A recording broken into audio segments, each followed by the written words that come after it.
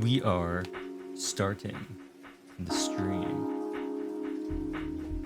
Oh no, my OBS is all funky. My OBS has broken. There's something wrong with my OBS. Some of the icons aren't loading in properly. So I've got this very fun thing where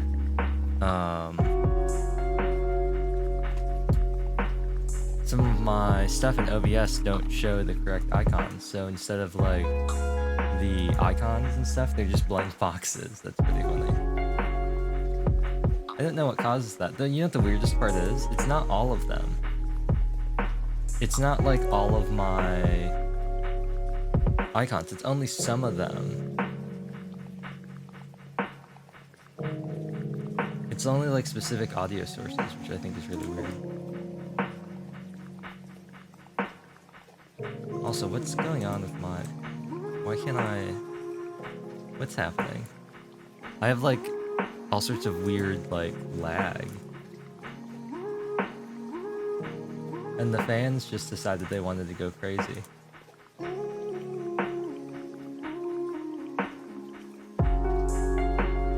That's weird. I wonder what's causing that.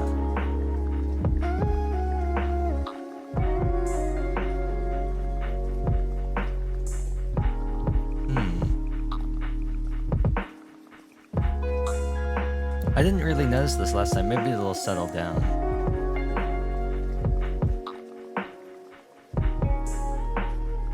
They really don't like whatever's happening. I don't know what's happening, but whatever it is, they really don't like it.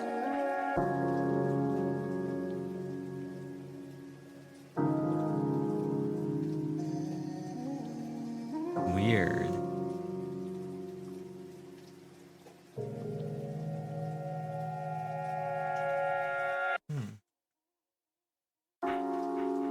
Let's see if I can figure out what that is. In the meantime, I'm gonna load a... While we're here, I'm gonna load a Mamiya save.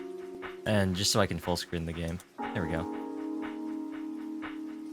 And let's just go back to the title screen.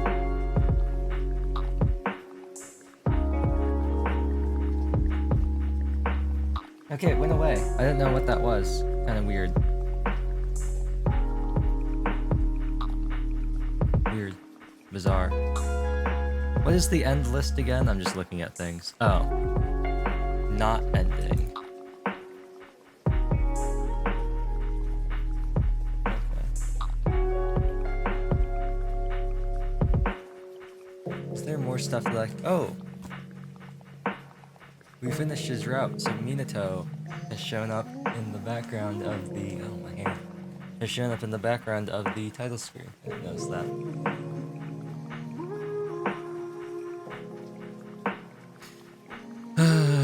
Okay, so there aren't any... No, I don't want to... Yes. Okay, I thought maybe there would be like a resolution... thing. I think it's kind of annoying that you can't have the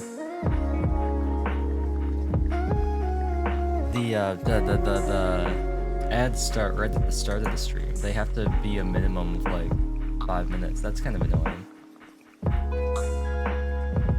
It really doesn't... Wait, hold on, let me check something.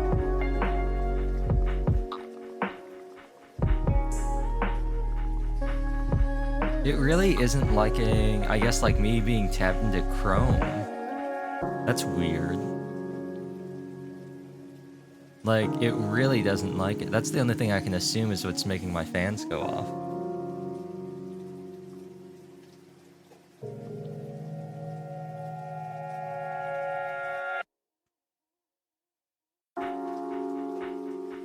That's weird.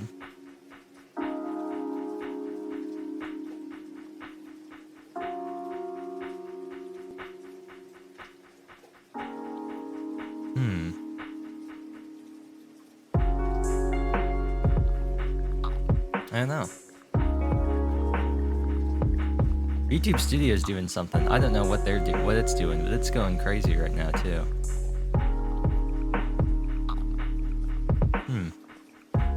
Strange.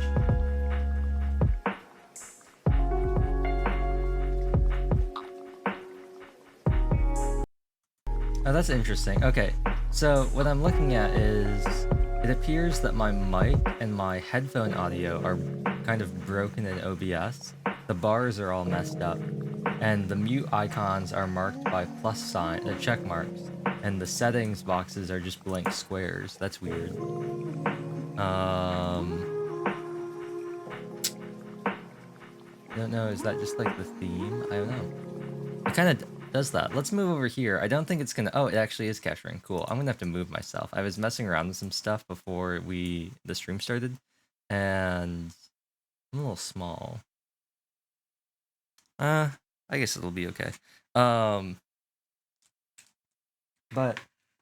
I was doing some stuff, and one, my camera still doesn't want to center. I'm really gonna have to figure out what that's going on. I've joined the support Discord, and I'm thinking about opening up a new ticket because I don't know what it is. I haven't found like anybody else who has this problem, but I don't know like what it is. There's like no documentation about any sort of thing like this, but I don't know what it is. Like, and I can't be the... I really don't believe that I could be the only person who could be having this problem, because I'm looking right at my camera right now, and I'm not in OBS. I can see. But it's whatever, I guess. Like, I guess I could center, like, if I center not looking at the camera, I can, I guess, look at the camera. I don't know. It just, like, doesn't want to center.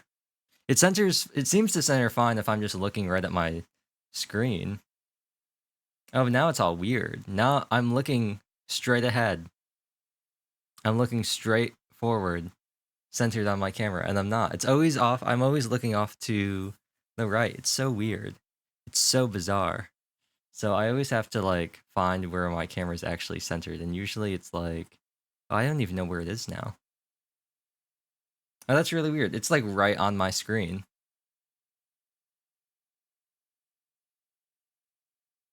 Yeah, that's weird. That's weird. I don't know why it's like that. And I can't imagine it's camera positioning. It's a really weird thing too, because it's like a relatively recent problem. Like, I didn't used to have this problem. There we go. Okay, I don't know. Maybe it's my mic blocking things. I don't know. But for whatever reason, it appears to have gone away.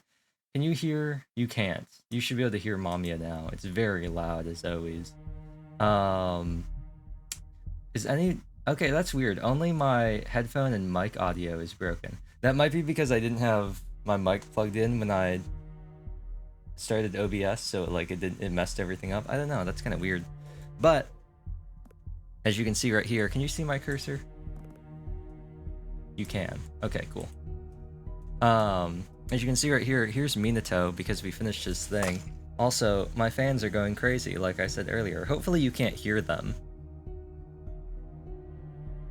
I don't think you can. I mean, maybe you can hear them when I'm talking. Hopefully you can't hear them though. We've got 3 left.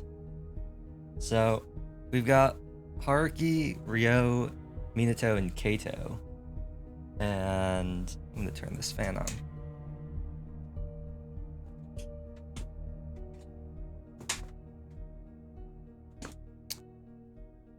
We gotta finish at least... Well, we should, I hear, finish all... I'm gonna... Did me leaving frame... Oops, you're not supposed to do that. Did me leaving frame mess up? How did that even happen? Shift S? I think me... Okay, cool. Me leaving frame, I think, has broken the thing that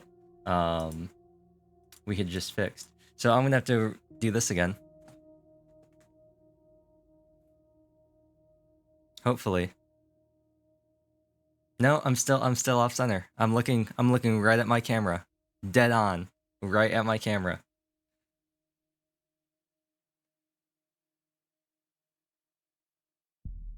Looking straight at it.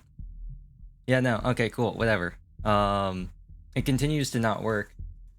We had a brief moment. We had a brief moment like 2 years ago when it worked. Not anymore though, I guess. So it really does bug me because I like being able to look at my camera. I like being able to look right at my camera. And I have no idea where it is now.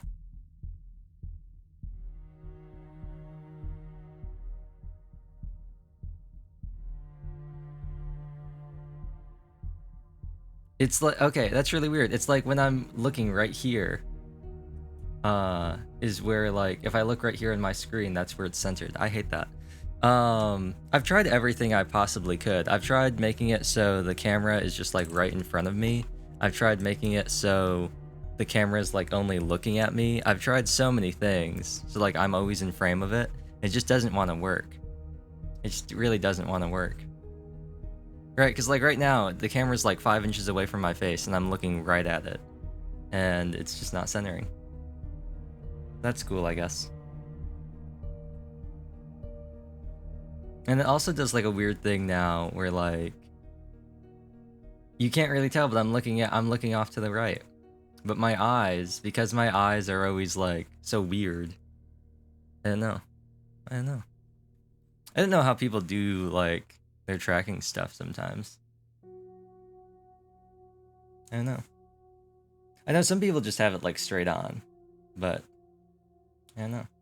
I think it also might be, to some extent, it's like a it almost seems sometimes like it's the like web version, because I've tried using just my phone and it's looked pretty good. Like I haven't really noticed the same problems.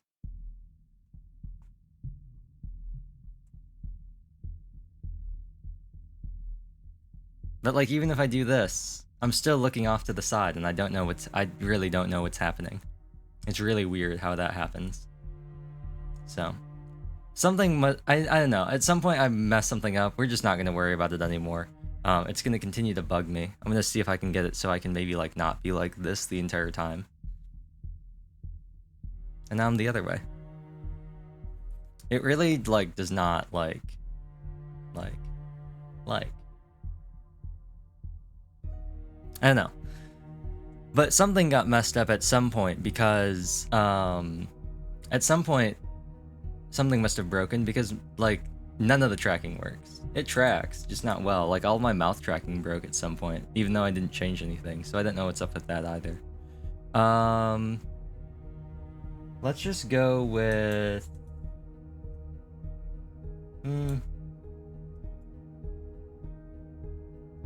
investigate interest. Oh. They've got little things here. Yeah. Let's go with... I want to go with hierarchies. Well, I don't know. We talked about this last time. There's a difference between the characters whose stories I want to do and the characters whose stories I think are going to be easy to do. I want to do Kato's because I care about him the least out of all the characters. I'm the least invested in Kato, so I want to do his... Well, I was just so invested in Minato's, but I'm the least invested in Kato's, so I want to do his. One, because I don't want to do his last, because then it's kind of like I'm just doing it to do it. But two, I do want to see... One, I kind of want to get it over with, but two, I want to see, like, is there going to be a reason for me to care about Kato? Because I really don't right now. And so I kind of want to do his. I just don't want to do his voice, which is a problem. Maybe we'll do hierarchies, and then we'll do Kato's, and we'll do Ryo's last. Because I don't want to do Kato's last. Whatever I do, I just don't want to do his last. I chose to observe. Now I have to remember the voices. This is why I really chose to alternate days, just so I could keep the voices. I chose to observe Morichika Hadaki. That's not his voice. That's not Natsume's voice. Soon after I began looking for him, someone called me from behind. Hey there, Natsume. I keep saying Natsume. It should be Natsume. Morichika Hadaki. What do you want? Come with me. You're not a student, are you? Of course not. I was feeling nervous, but went with him anyway. The voices should get better as the stream goes on, hopefully. I couldn't ignore a chance to get on good terms with him again. Such a pain, you know? I mean, you got any idea what it's like to hang out with a bunch of kids who couldn't recognize a good time if it bit them in the ass? That's not his voice either. Both of their voices have changed. I think I know what you mean. Feel the same, don't you? I mean, you gotta watch over some brats because of something Natsuma said before it croaked. Not at all. They're all good kids. I'm happy to be their company. I was being honest there. Getting to be with them again was already a blessing enough. Morichika Haki opened his eyes wide, then looked away and downed his glass. I might have to move. I'm gonna have to move everything backwards. My wrist is resting too low for my mouse. Try to recenter my camera again. Let's gamble. I gave him a surprised look. Gamble? But that's... I don't mean betting money. I just want to decide which one of us pays for tonight. See the darts over there? He pointed at a row of dartboards with various people playing on them. This was a so-called darts bar. But I've never played darts before. I'll hold back. Wanna go? Or not? His provocative yet strangely alluring tone made it difficult to refuse him. That was a good one. Where's my marker button? Where's my marker button? Oh man, the Twitch thing is moving like the slowest thing in the world. That took so long. I don't even think I have it anymore. No, I'd have to add it. I have a marker. There's like the Twitch marker. So slow. Stream Manager is like the slowest thing in the world.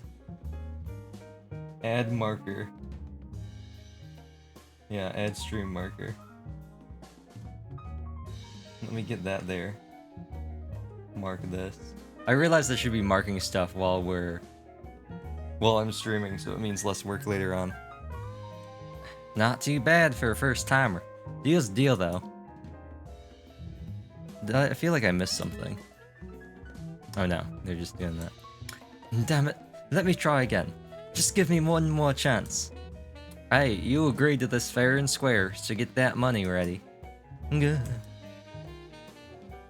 I was actually doing pretty good with just a bit of practice. For a moment I genuinely believed that I had talent. But as I kept going, I went further and further away from the middle. Morichika Haruki, however, slowly but surely gathered his points. I feel like my voice is gonna sound really like blah blah blah tonight. I'd started out in the lead, but by the 8th round he'd created a great divide between us. What do you do when there's this great divide? He just seems so far away. And what do you do when the distance is too wide? It's like she doesn't know anything. And how do you say? The fact that he was actually holding back made me feel even worse. He wasn't like Shawn Mendes. Do you play darts often? Occasionally, though mostly just to kill time. Dead broke, you know. Even now, I've only 100 yen to my name. He tapped the pocket of his jeans. What he said filled me with shock. What would have happened if I'd won? I only pick fights I can win. He chuckled. Though somewhat reluctant, I held up my end of the bargain and paid our tab. There we go. We'll have to play a rematch someday. No way, dude. You got the touch. You got the touch. Morichika left his seat. The door's bell rang as he stepped outside. Not the doorbell, but the door's bell. Left behind, I chuckled to myself, thinking about how much he resembled a stray cat. So, where do you live? I hastily called up to Morichika. The neon lights of the city? Wait, neon lights of the city? Diamond City lights? Suited him well. Huh? Nowhere, really. I just spend the night where I can. My eyes widened in shock. You mean you're staying with various women? As in, many of them? What's it matter to you? I grabbed him by the shoulders and shook him. You can't do that. It's immoral. You need to stop immediately. Clearly upset by my words, he pushed my hand away with a displeased look on his face. You should stop. It's not even really like two-timing, is it? Because he's not dating any of these ladies. What's a concise way? I was trying to do the you should, like the Life Weaver, you should leave your wife now. But there's no, like, concise way of saying what he's doing. Okay, here's a little something you should know about me. This is going down in history. If you want to be a villain number... What? I hate it when people tell me what to do. He tried to disappear into the night, but I grabbed his hand again. What? Come to my place, then. If the only alternative is living with all sorts of different women, I think it'd be way more ethical for you to just stay over at my place. Wait, hell you on about? I wouldn't mind. Well, I sure as shit would. I ain't gonna let some guy take care of me. As if letting girls do that is any better. Well, aren't you? Their voices are gonna get mixed up a lot this stream. Well, aren't you witty? It made a scummy grin, so I tightened my grip. You don't even have a home. You're not wrong, I guess. This pisses me off. Confirming that he had understood my point, I smiled and let him know where I live. He smiled and my home was a simple city apartment. Spectators became conscious in this world as members of the nameless masses. When that happened, we were given backgrounds that suited us. For example, I was a 23-year-old stable member of society and had everything you'd expect someone like me to have, even a rice cooker. However, that was just a background. My home was relatively unfurnished and felt like nobody lived here. It didn't even have curtains. It's not much I know. Morchika Haruki looked around, then boredly took off his coat and handed it to me. He still reminds me of Nagito. There was too little to look at. White walls with white flooring, a white bed and a brown sofa. Nothing else. The inorganic fluorescent light reflected our awkward frames in the dark window. Oh, right. Give me your number. Huh? Remember when you forgot to come to the meeting? I need it just in case. Morchika Haruki clicked his tongue but gave me his phone number regardless. I made it a policy not to answer when a guy's calling, so don't actually use it. See, doesn't he look like Nagito? Hey! You're finally awake! Oh, okay. Wasn't a number I couldn't use basically the same as the number I didn't have? Guess I'll go to sleep then. You can just use the bed. I like this better. He then just rolled up and got comfortable. Okay, good night. I turned off the light, but Morchika Haruki continued doing something on his phone for a while. It felt as though he didn't want me to see his sleeping face. Then he went honk shoo. As if to prove that, Morchika Haruki disappeared with the first light. He was a man who did whatever he wanted. He hated staying in the same places and interacting with the same people. One day he would smile as if we were close, only to disappear the next morning. He was much like the brand of cigarettes he smoked. He would attract you with the fragrance, then vanish when the wind blew. Interesting. Eat your breakfast. Did you come here just to say that? His eyes told me just to leave if that was the case. It shook me a bit, giving him time to walk away. I mean, didn't we go to mass together? He was such a reliable young man back then. These days, though, he was a drain on society who jumped from woman to woman. We are also roughly the same age now. Life's full of mysteries, I guess. Just like wondering why you're here. I chuckled at the irony of it all. Good morning, Morchika Haruki. How you following me for, dude? Well, for one, I have no friends. I'm impressed you can say that so proudly. So with that in mind, I was thinking of getting closer to you. He stuck out his palm in front of my eyes. Huh! And threw a hand chop at me. Go bother those 3 high school students then. You'll have a better time with your fellow brats. He took out a cigarette and a lighter, and began to smoke. I need to get his voice down. I'm worried about you. Hey, give me that back. There we go. This... You're already coughing way too often. You don't have to force yourself to smoke. Give it back. The very air around us changed. Alright, you enjoy your tobacco. I won't say anything about it anymore. The moment I said that, he dashed toward the distant parking lot. More... He quickly put on his helmet, sat on the bike, and drove off somewhere. Left by myself, I simply stood there and gazed after him in utter shock. He ran away. I quickly snapped out of it though. He'd come back here tomorrow, I was sure of it. He had nothing better to do anyway. Huh? He's still not here. The next day came, and said that it's evening. Wait, could it be that...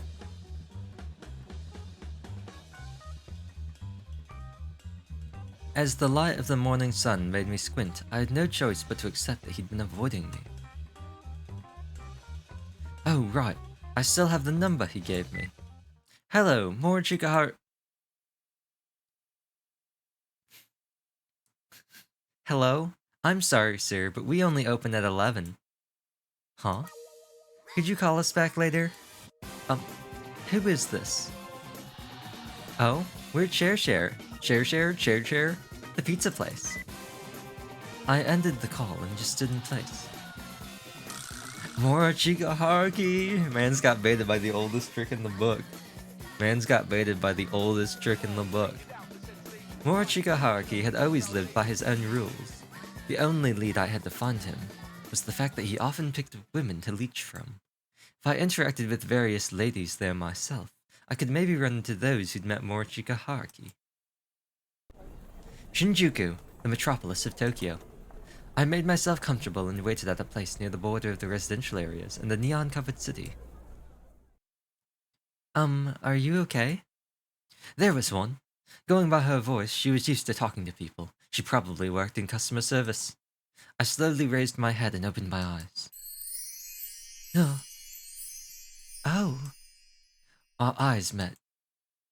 I'm sorry, I happened to fall asleep here. That's okay. Can you stand? Doesn't look like it. I'm feeling a bit weak. Could you lend me a hand? I held onto her hand and faked having trouble getting up. Thank you. There we go. Wanna come over to my place? I accepted her offer with a smile. Dun dun dun. Here, have some water. Thank you very much. I had a quick look around the place. It was a self-locking apartment with one room, all in all fairly standard for a young lady living in the big city. There were tons of plush toys she'd probably won in a crane game. Now that I see you in good lighting, I'm glad that you seem better than I thought. The woman, still holding a cigarette in one hand, made a smile that somehow put me at ease. I promptly explained the situation to her. Haruki, you know him? Bingo. The lady who picked me up, Ayaka, reacted so strongly that the ash fell off the tip of her cigarette. Then tell him I want my money back. I've already wasted enough time trying to constantly remind him. Do you have him in your contacts? Of course I do. He calls me at least once every month. He always calls right when I'm about to delete his number. Leeches have some scary senses. She was more passionate about my investigation than I had expected. Her grudge against Haruki must have piled up into a quite powerful force. Anyway, I now had his actual number, but... could you do me a favor? I whispered something into her ear, and it immediately made her lips curl into a grin. No problem. I was relieved to see how eager and reliable she seemed. Good night, then. Huh? You're going to sleep? Yes? I see. Oh well, good night. That night, I slept using my trench coat as a makeshift blanket. I know this isn't much, but... Next morning, I reached into my wallet and took out a few bills as thanks. Oh wait, was that him? I'll be honest, I was kind of... Oh no, that was not me. I was kind of like autopiloting. I thought that was Ayaka. Huh? You really didn't have to. I actually thought you were broke, so I wasn't really expecting this. As she kept on mumbling, I tilted my head in confusion and offered her the money again. Ayaka, I'm counting on you today. Sure, leave it to me. I still can't believe Haruki actually knows someone sensible. Gotcha! Da-dung! Dung-dung! Why are you here? Wait. What is the voice? Did I really use that voice for him? And where's the chick I'm supposed to meet? Ayaka has a shift today. There was confusion in his face. He had no idea why I knew Ayaka's name. But then, Morichika Haruki quickly put two and two together. You little... I responded with a smile.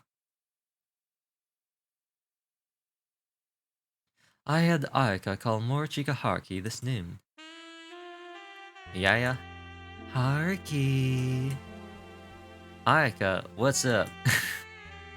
I wanted to hear your voice again. How are you? It's the point. There's no fooling you, I see. Actually, I had a fight with my boyfriend the other day, and we broke up, so... Say no more. You reading that? And that's how it went. Ha. Hand on head, he sighed deeply. So, where have you been these past few days? Nowhere. I was gonna go see Ayaka. You figure out the rest, he added.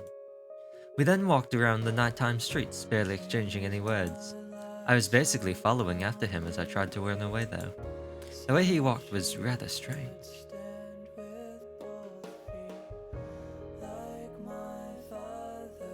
Just look at his eyes. He's like... It was as though he was mixing into the crowd to become a part of it. With him blending in so well, I had to be careful not to lose him. At first I thought he was just used to this city. Nighttime Shinjuku was like his backyard, and these waves of people meant nothing because he trusted this place. However, as I followed him, I realized that wasn't the case. It was the other way around. He trusted no one and nothing, just like Fire Emblem. Everyone else was the same in that regard. They prided themselves in being strangers and avoided contact. There was a dense mist cast over the night. Even still, people walked around as if seeking more density. We were welcomed by an air filled with exhaust fumes. I was close enough to touch him, and yet he continued wandering in complete and utter solitude. For a brief moment, Morichika Haruki turned my way. His refined amethyst eyes bore into me for less than a heartbeat. However, their beauty was soon hidden from view the moment he looked away. I could somewhat understand how he felt. At their core, people were all essentially alone. We were surrounded by all this air, yet still we gasped for more. Morichika Haruki stopped for a moment to light a cigarette. I watched him do it, but said nothing. A trail of white smoke billowed up into the night sky overlooking the tainted metropolis. In this town, the stars didn't just have the same shine they did elsewhere. Hey. What do you wanna do to me? The smoke danced within the darkness. Those words and the fire behind them made Mamiya come to mind. I didn't want him to die. I wanted him to find happiness. I want you to find happiness, I just want to know you. Let's go with this one. I don't like the sudden yellow flash every time, it always surprises me. I want you to find happiness. That's a heavy expectation. I can't deny that. Sorry, but I don't do too good with heavy stuff. Unless you're talking about heavy cream, I do well with that. Saying that, he prepared to wave me goodbye, but I spoke up before he could. Alright, let's drink. Huh? It's on me. Walking shoulder to shoulder, we stumbled into a local bar. Morichika Haruki made an annoyed scowl. Morichika Haruki. Check this out. The hell? Yeah. Hamila? Something. What are you? 10? I hadn't seen that forever. Our walking was unsteady. We laughed, we cried. I'm not gonna do that, I'm just gonna read it normally. We drank ourselves under the table. I hadn't had this much booze in, well, ever. With this adult body though, it thankfully didn't cause much of an issue. Still drunk, we were wandering around Tokyo. Grah! Ow! Hey, get up. Lend me a hand. Mm. Ah, you little... Ha ha ha ha ha. I believe you have been, as the cool kids. We pushed each other around and kept falling and getting bruised, but we laughed it off regardless. Neon then chose to clear one of his Discord notifications.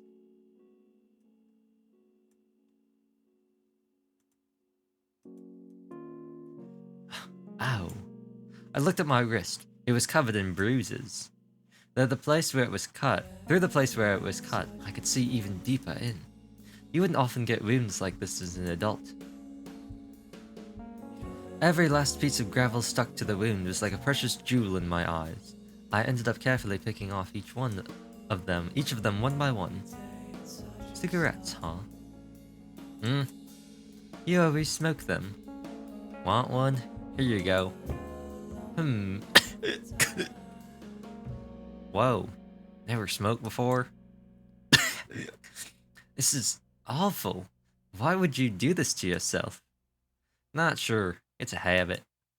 I don't get why you'd want to smoke. You're only shortening your own lifespan. Who cares? I'm about to kick the bucket anyway. What? What? I said I'm about to die, so who gives a shit if I smoke or not? Before I realized it, I punched him. Wait, it's time for the soundboard. It's time. Where's the punch sound? Where's the punch? There's a punch sound somewhere. Where is it? Somewhere. Somewhere. There's a punch. Somewhere. A punch. Maybe, perhaps, in... Is it in special effects? Elevator music.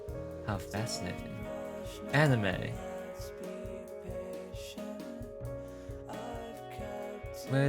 What about anime? Is there a punch in anime? Oh yeah.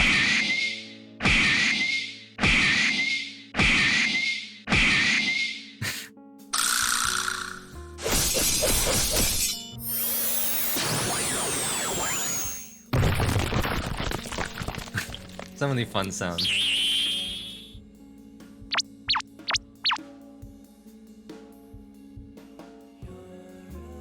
My fist sank into his left cheek.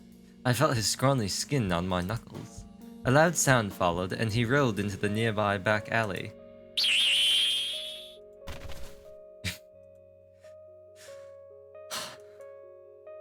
You piece of... Morichika Haki got back on his feet and grabbed me by the collar. He then dragged me and punched me into the right cheek.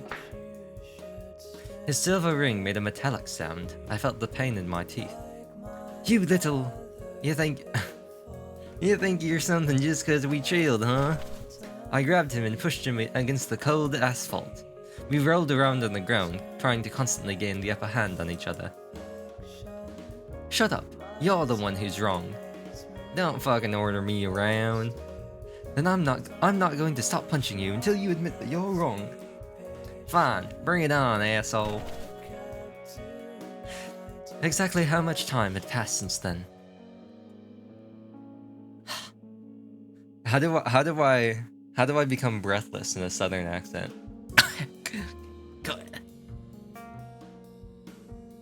We were both exhausted to the point where our punches had long since lost all their power. Morichika Haruki, I have no more PP left, so instead I will use struggle and deal self-recoil damage. What? Why? Why can't you understand? Hell if I know. What the fuck am I? Oh no, that's not what he said. How the fuck am I supposed to know what's even going on in your head? You're a pain in the ass, so stop forcing your ideas onto me. I ain't your kid. I'm nothing to ya. I don't think about you that way. Yeah, right. Wait, I should just do that thing. Those are some good ones. Lying on the ground, we looked up at the small patch of sky peeking out from between the buildings. The heavy, moist clouds seemed to almost be scolding us from above. It certainly made me feel a little apologetic. Togetic? Like the Pokemon? We had completely sobered up.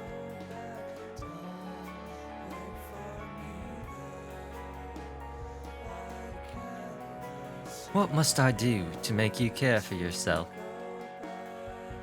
I don't want this. I don't want to see the things I hold dear spiral down into self-destruction. And I certainly don't want them to whittle away and disappear. Aren't you being a... That's not his voice. Aren't you being a little selfish there? There we go. It's my body, you know. Let me do what I want with it, will ya?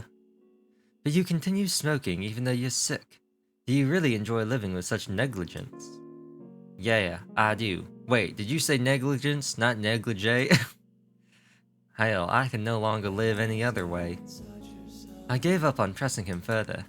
Many things just didn't sit right with me here. I nearly told him it wasn't too late, and that he could still turn his life around if he tried. However, a part of me believed he was right. Others pushed their feelings and ideals onto him. He'd been doing his best to live up to their expectations, and that drained him. As a heavy silence descended upon us, every breath he took seemed to be implying exactly that. Every little thing she does is magic. I took a long, deep breath.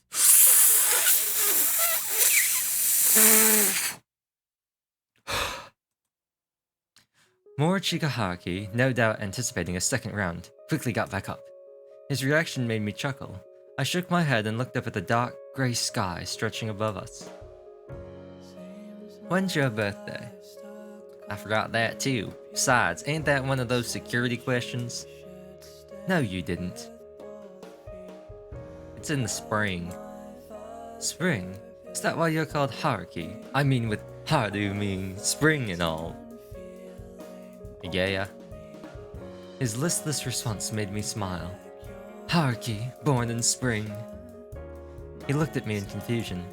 And since Natsu means summer, I'm guessing that makes you a summer-born Natsume, huh? Oh no, no. That's Haruki, never mind. And since Natsu means summer, I'm guessing that makes you a summer-born Natsume, huh? Oh no, I was actually born during winter. Natsume born in winter. Yep, that's me, the winter-born Natsume waiting for the day he would see summer. I heaved a sigh. The cold had already vanished. I can't wait for spring to arrive. You should celebrate your birthday when it does. Let's buy a cake and eat it with the others. I'm sure it'll be fun. We can get one now, you know. Huh? You said you were born in the winter, so why not buy a cake now? I guess that would make sense. Still, I'd like you to live way past 30. You're still on that? You see, I have a little dream that one day, to reach my 40s with my friends and go mountain climbing on a day off. Kind of like that episode of Yuru Camp. I want to make sure it comes true. Whatever, dude. What's Yuru Camp? I cut the inside of my mouth. My birthday, huh? Right, it was in the spring, wasn't it? We decided that we were gonna have a unified voice for Mamiya, regardless of what Mamiya looked like, so let's continue with that. Haruki. What? Do you really think you have what it takes to understand others? Do you truly believe you can escape your loneliness? Shut up. Don't get your hopes up. When you open your heart, your deepest, most vulnerable part will quickly be betrayed. Shut the hell up already. I'm sick of listening to you. Chigahaki seemed to have given up on me after the day we fought. I'd given up on him too. The distance between us was neither great nor short, which seemed to suit us well. He was still smoking his cigarettes, while I was still following him around. That was all there was to it. I looked at his fingers holding the cigarette, occasionally tapping off the ash. They were white and bony. The silver ring was the most glaring feature. Bony hands! Oh. There was a red mark on one of them. It made me think of blood congestion. Had he lost a ring? Or had he perhaps thrown it away because of something? That would have been strange, considering it was something he held on to long enough for it to leave a mark. What could have happened to that ring? It's time. Yeah. See ya. You too. Morchika Haki crushed the butt of his cigarette and disappeared onto the platform. He normally used his motorbike, so why was he taking a train now? Who would he meet? And what was with that removed ring? Could it have somehow been related? I had no idea. The only thing I felt for certain was the smell of tobacco mixing with the ambient noise. Ambient noise! It reminded me of the cigarette I'd smoked at his urging. I'm back. Oh no, that was him. That was Natsume, not more. Okay, oops. I stepped in and had a look around. The room I had just greeted was completely barren of warmth. The silence here somehow became grating to me. With every breath, I realized I was alone. The solitude seemed to be sinking into my heart. Morchika Haki. I didn't want to give up on you. I wanted us to become good friends who could understand one another. But then I went and agreed with what you said. People could never truly relate to one another. We are all strangers carrying our own brand of loneliness. Haha. Ha ha ha. I never felt this lonely back when I was still alive. I had my family back home, and though I didn't talk much in school, I'd accepted it as a place where I belonged. But how is it now? I'm like a complete outsider. My voice bounced off the walls and almost made me want to cry. Oh, his voice bounced off the walls, you mean? Does that mean that he kind of sounded like...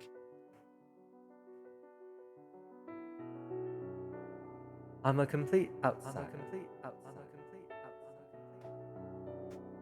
Was it perhaps something like that? Did he perhaps sound something like that?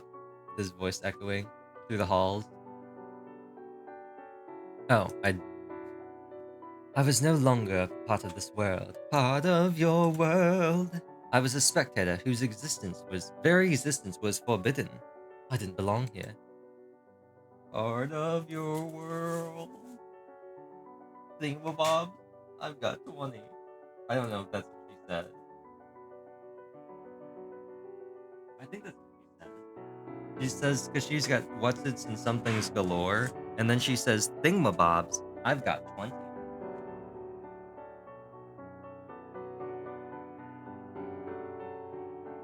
She wants to be where the people are. She wants to see them singing, dancing. Something, yeah, and these things that they have. What do you call them? Oh, right. Neon scraping around as he's trying to orient a cable.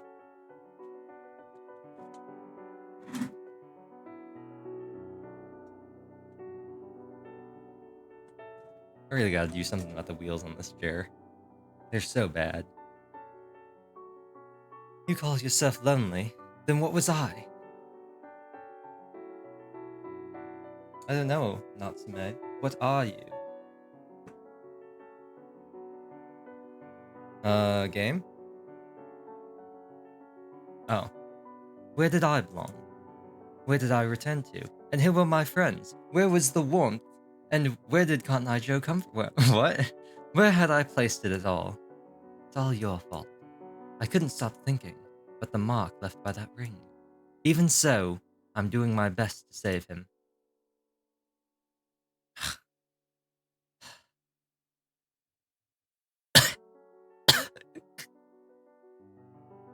Haruki. Shut up. Relax, Haruki. Don't you fucking show yourself to... That's not his voice.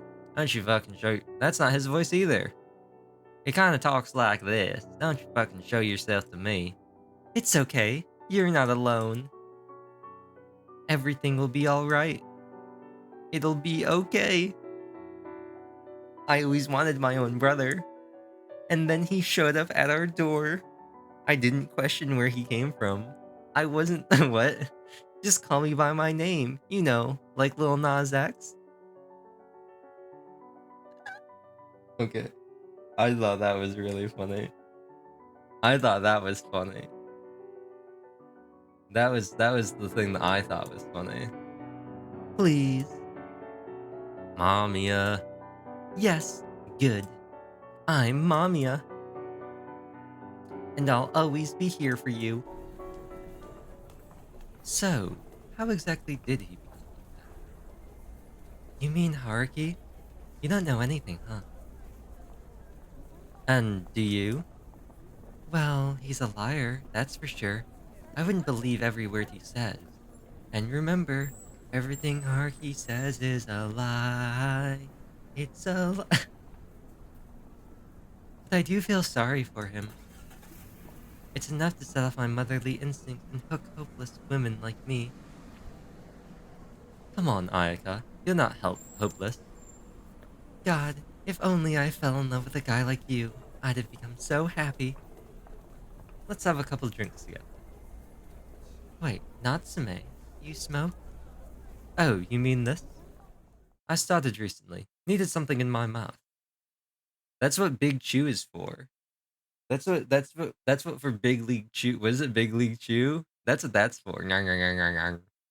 Just get a bunch of strips of gum and go ngang, ngang, ngang, ngang, ngang. I don't know anything about Morishika Haruki. I remember the gentle light of the church. He was a little bashful, but treated me with kindness when I was still a boy.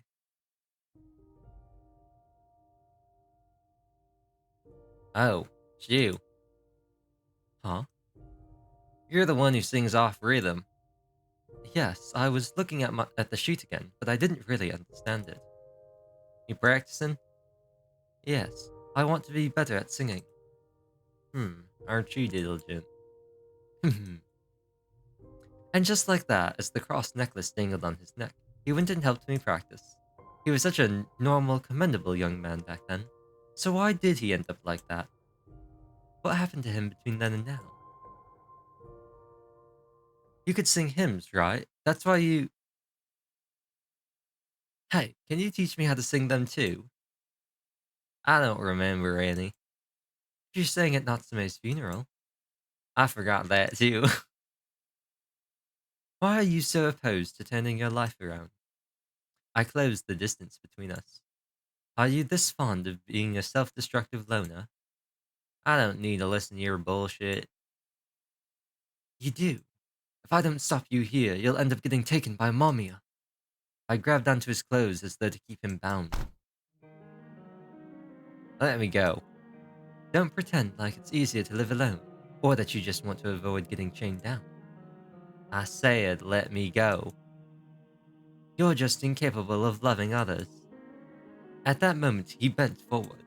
He seemed to reach for his boots, but then suddenly, a knife appeared between his fingers. It was just like that scene in To Kill a Mockingbird. Huh? How long had it been there? The blade shone like a midwinter moon. Its faint glimmer made me gasp. Jinglu! I'll kill you. I know you can't do that. Just leave me the hell alone. He charged at me, but was so full of openings, I could make him drop the knife simply by landing a chop on his wrist. Hopefully that came through on the mic. Ah, that wasn't his voice. Before he could pick the knife back up, I kicked it aside. It slid far away with a metallic hiss. That wasn't that either. I don't have any metallic hisses. Oh, I do. I guess I could make a metallic hiss with this. Oh, you can't hear that at all. You can't hear that at all. Never mind.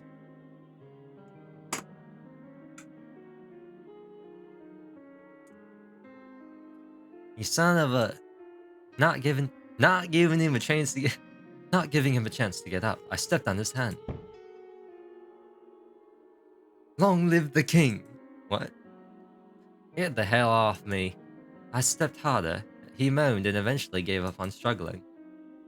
You're just running away. From me, from others. Others?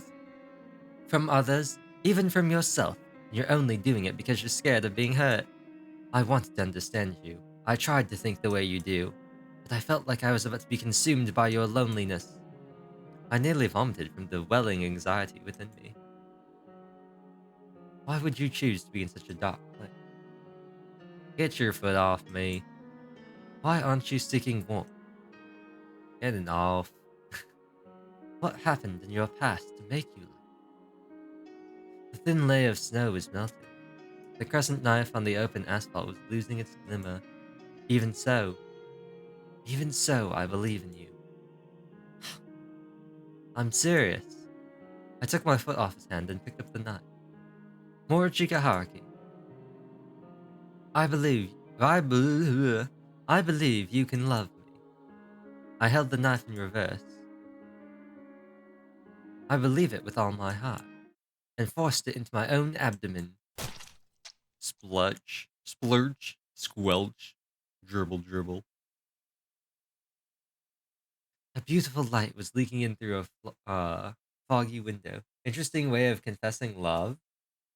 No, it's the reverse school days approach, you know?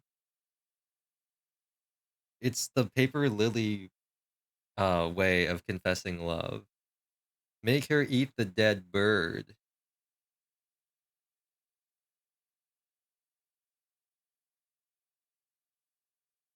Morichika Haruki squinted as the light fell upon him. His side profile carried a certain sinfulness, like kissing thorns under a divine light. Nuga! My groan made Morichika stop reading. What is this place? Mob doctor? No one's using it, so it's where I spend some of my nights. I see.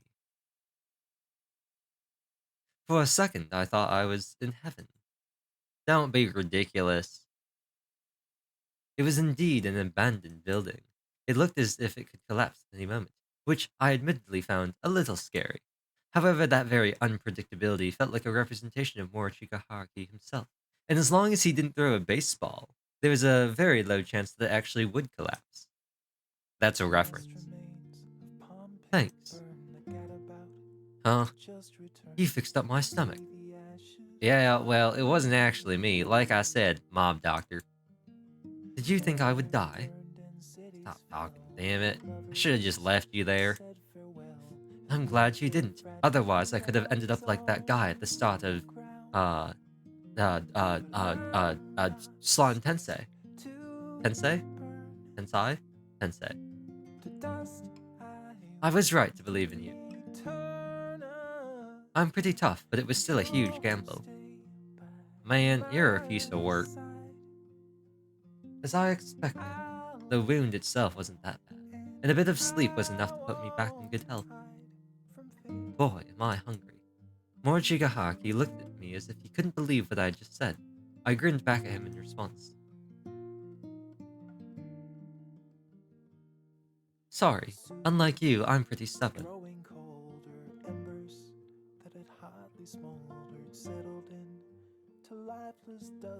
The leather sofa was full of overused springs. Get it? Spring!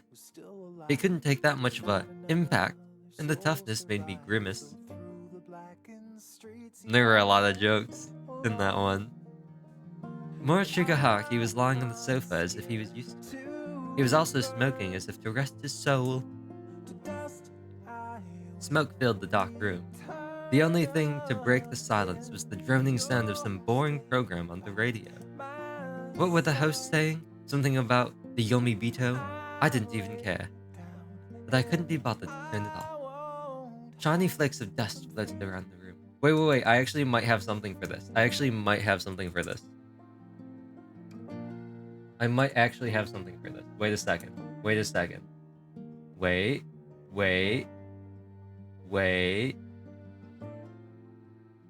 Here we go. I actually do have something for this. Syndrome.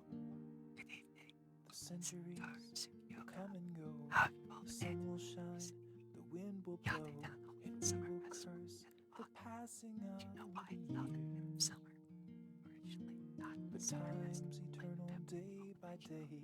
It's also pass and blow away, so no one will remember we're here. Well, but I'm not scared to burn to dust. I will return again if you'll stay by my side. This reminds me of a song, like an actual song. I can't place it. Shiny flakes of dust floated around the room. The way they sluggishly drifted through the air made it look as if they were tired. The sense of fatigue here made me feel comfort, unlike I'd felt before. Again, drank. He gave me some canned cola. Take it? Of course, we always have to take the Royal Crown. I took it and promptly cracked it open. The can made a pleasant-sounding pop before releasing the carbonated drink, and stopping its flow with my lips, I began hastily drinking it up.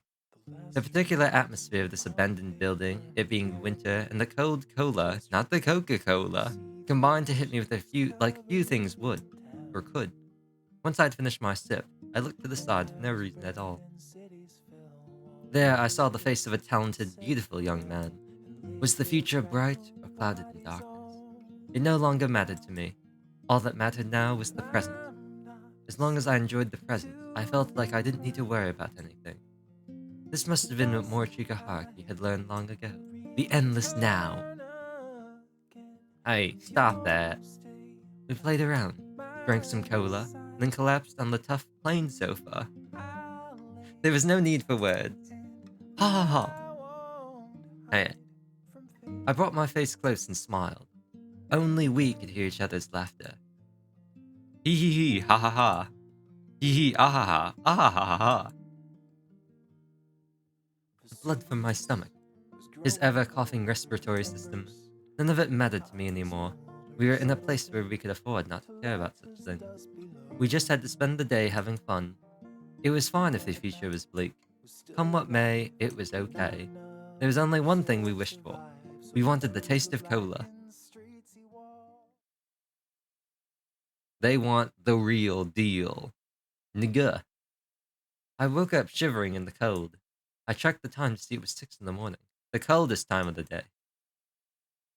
Morichika Haruki. I crawled up from the floor and looked at the sofa. Morichika Haruki was sleeping peacefully. Your sleeping face. Careful not to wake him up, I touched his hair. It's my first time seeing it. Another CG? I saw his eyelids quiver. No? Okay, guess not. Is it just me? Or have you been smelling of tobacco as of late? Huh? Really? Wait, do you actually smoke? It's just secondary smoke. Stop lying, dumbass. You're actually right, Tojo. Guy started smoking recently, so feel free to be disillusioned with him. Hey, don't say that. Huh? Besides, I'm not an addict or anything. I only smoke every now and then. Not all the time. Oh, you're enjoying it in moderation. That's so mature. Whoa, hold up a sec. That's not how you react to my smoking.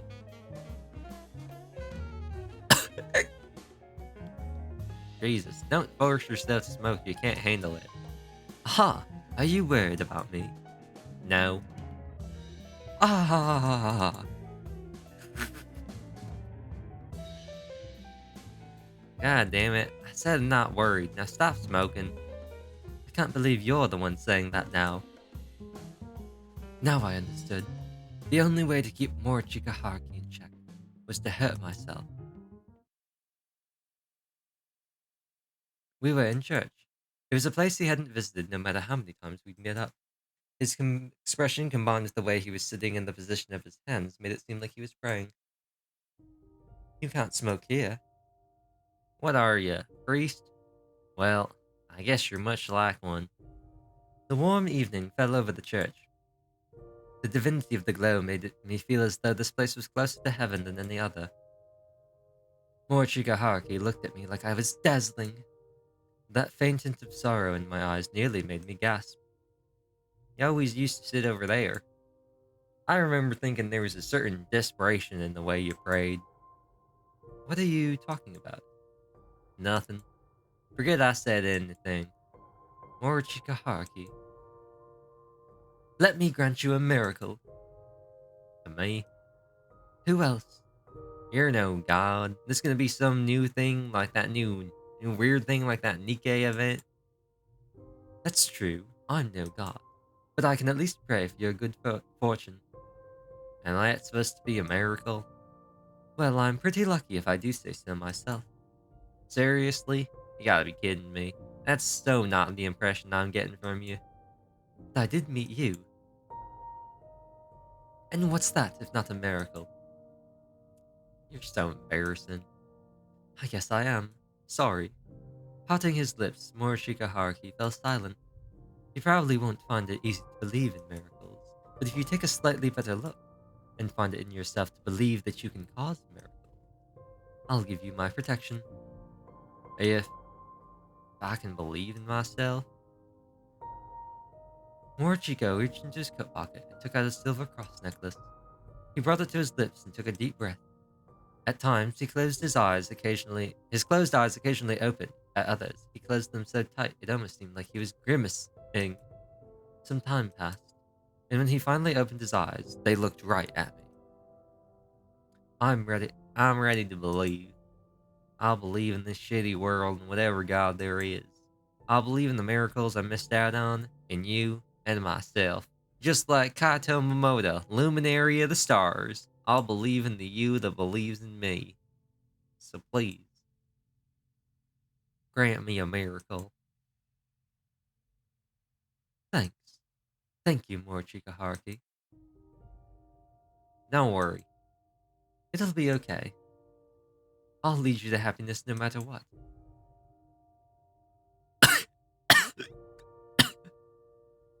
Hey, you okay? Yeah, it's nothing to... Morchika Haruki. I started rubbing his back as he crouched down. We need to find you a doctor. Pipe down, this ain't no big... Shut up, grab my shoulder. Come on, cheer up already. No one asked you to take me here. Good thing the zoo had a medical office, huh? Don't make a big deal out of it. See what I mean? They let you use this place, so get some rest before leaving, okay? Huh? Did he fall asleep? He must have been really exhausted. Suddenly, a gust of wind blew through the slightly opened window, as the thin curtains danced in the air.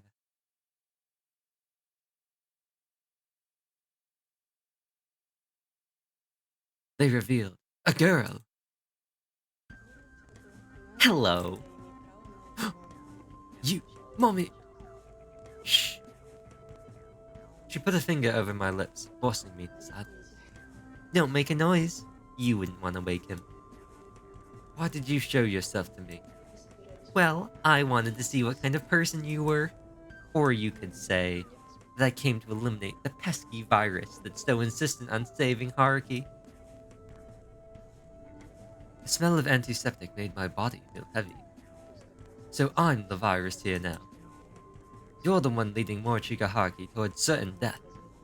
Make no mistake, it is not my intention to make him suffer. If anything, you're the one forcing him to live when he himself has given up. You're forcefully extending his life. Do you think he wants a life of being hooked up to tubes? Do you really think this world is superior to the Trichiliocosm? You don't even know his pain. I do. Oh, but I do. But your relation to him is so insignificant. I'm a spectator. I know him better than an illusion like you. My, how insolent. I won't abandon him. I'll save him and make sure that a being like you has no chance to worm themselves into his life. Ha ha ha ha. What? Ha ha ha ha ha ha ha. She sounded a high-pitched laugh. I felt like I was listening to a broken toy. Ha ha ha. What? You are welcome to try. The strong breeze made me close my eyes. I could feel the light shining over my eyelids, and when I opened them... What's up? Huh? There was just a... You sleepy or something? Come on, I'm feeling fine now. Let's go. Okay. I left the empty medical office without even turning back. There's nothing, turn it. What? I may not know where your happiness lies, but I don't mind if it's not with me, as long as you find peace I can sleep well enough to hear the choirs of angels. Even if you don't need me, at least let me wish you a good night.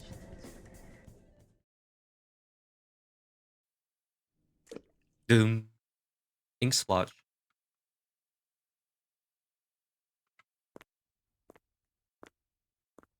Tokyo, during the year in which the world was prophesied to end. The fourth Friday of the final month of the year. Natsume's memorial mass ended and the participants went to his grave. Morichika Haruki was standing against the wall in front of the church, listlessly looking up at the sky. Hi. Did you pick an item? I wouldn't be in this goddamn place if I didn't. I guess that's true. The memorial mass, huh? I didn't think I'd ever meet him again.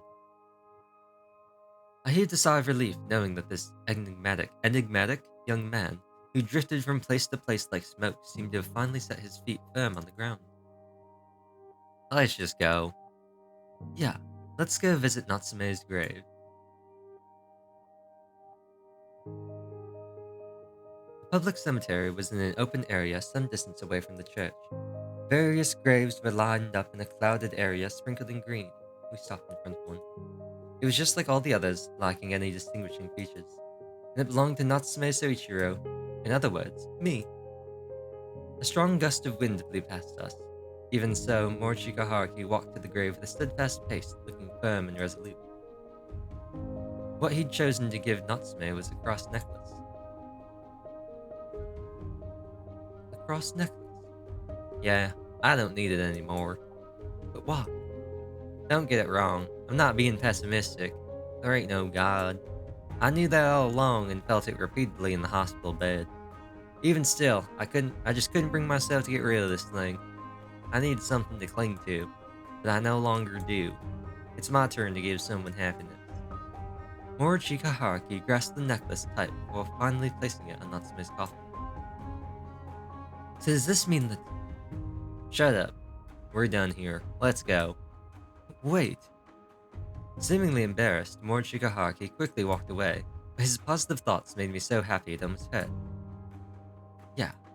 From now on, you'll live the rest of your life making plenty of other people happy. I'm sure he'll be glad. We looked back at Natsume's coffin one last time before raising our faces and walking away. Let's go, Morichika Haruki.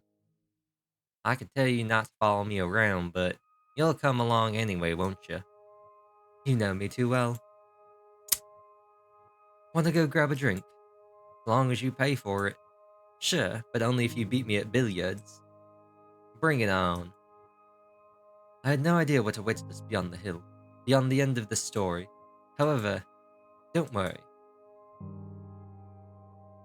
I'm sure you'll draw up a wonderful world. I believe in you. Come on, hurry up. You won't have time to practice. You didn't let me practice at all when we played darts. Shut up. Let's just go. Good grief. Watching through his fingers. Let us go then, and find out what awaits us beyond that light.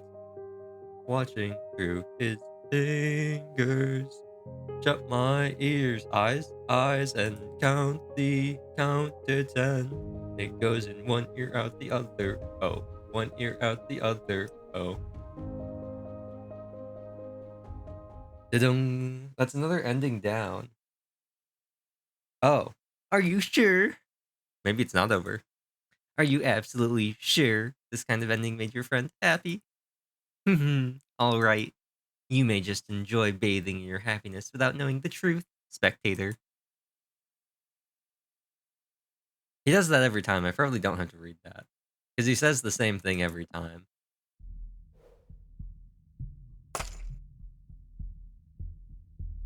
No, Mamiya, I'm pretty sure that I'm pretty sure that was the ending because it shows up in my list. Now, how would I go about like getting the bad ending? How would I do that if I were to try and like get a bad ending? What a shame. Like if I were to try and do my best bad Valentine impression, what a shame, but now it's game over. Retry, but you never learn.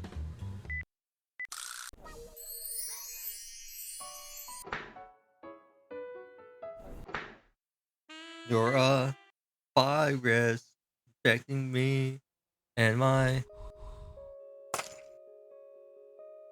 I don't know, I don't remember the lyrics that well. Handle it. What a shame, but now it's game over.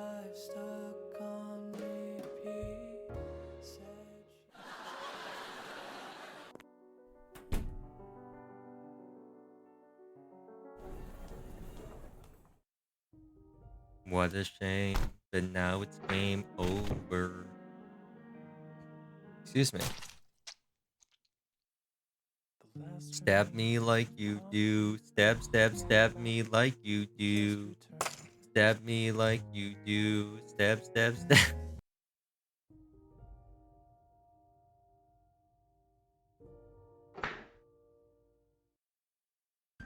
Again.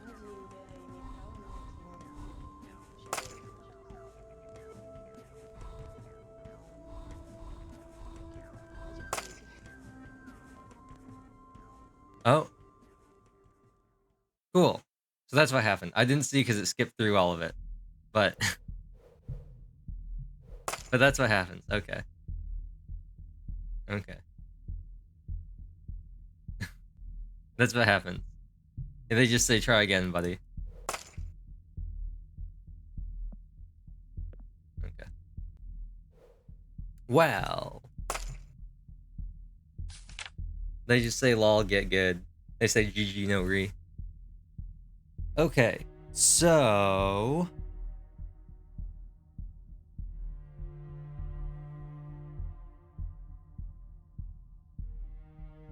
where are we, by the way? Takes them to the trichiliocosm. Okay. Where are we? Like, what is the save? We have a save somewhere. What was that? Chapter 5. Wait. Am I blind? I think I'm blind. Wait, hold on. Wait.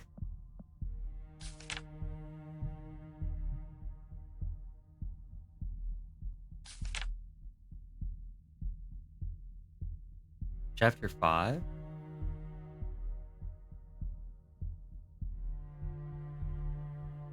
Oh, wait, this is still lit up. Oh, wait, hold on.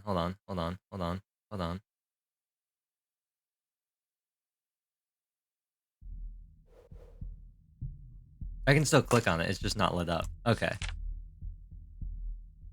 Okay, I see. It just wasn't lit up, it really confused me.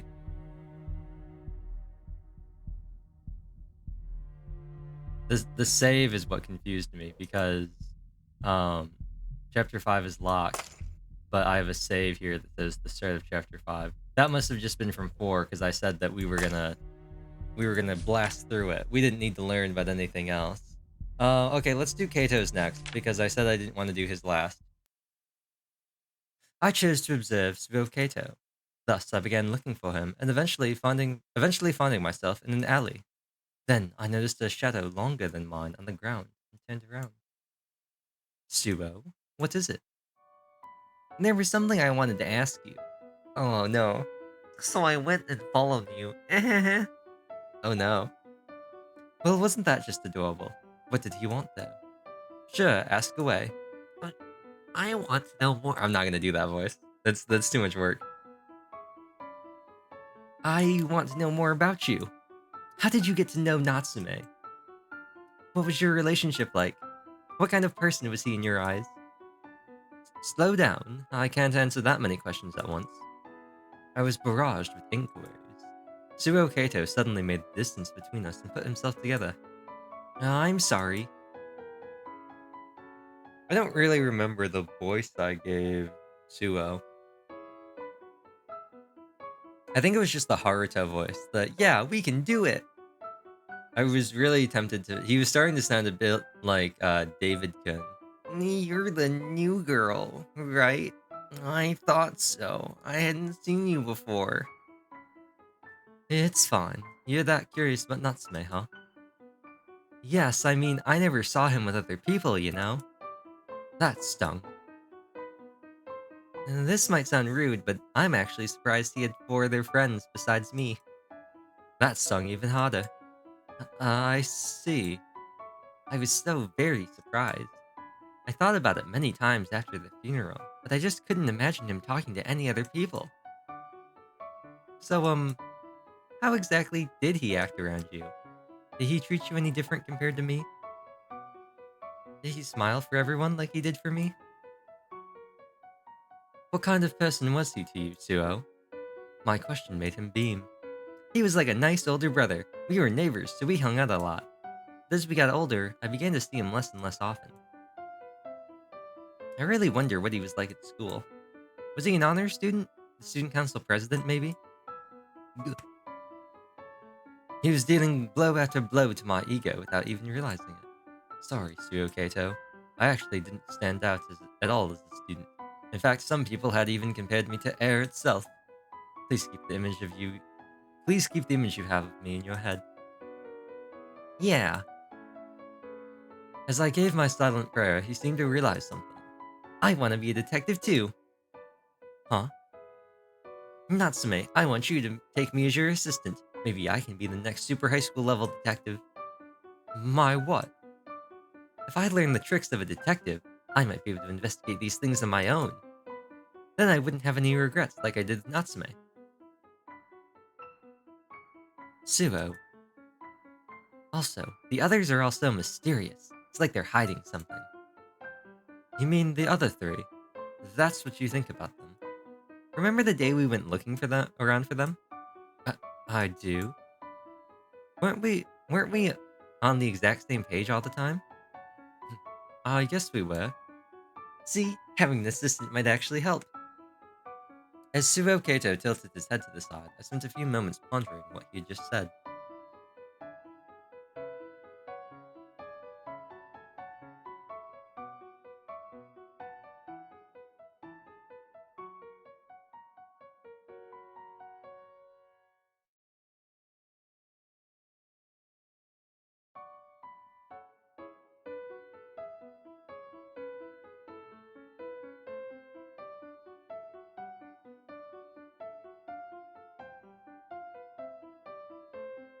Okay, I just had to blow my nose. Must have. I think I did something when I was pinching my nose to make my voice sound like this. So, an assistant to a detective. Do you perhaps have any medical knowledge? What?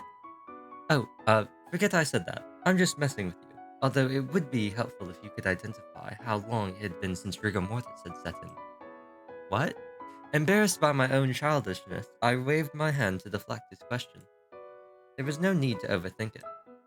To him, this was merely an experience he would find new and refreshing, nothing more. Okay, I hereby dub you my temporary assistant. Wow, really? I'm not sure how to feel about temporary, though. You need proper training to be a detective. I see, that's true. I'll be looking forward to your tutelage, Natsume. He expressed his joy with his entire body, making me crack a satisfied smile.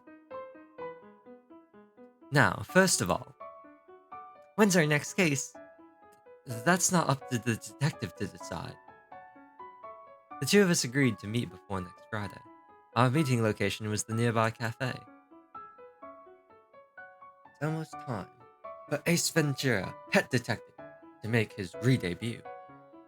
I looked around. There was no way I could miss someone with that height and vibrant hair. A tall youth approached me while hiding behind every electric bulb.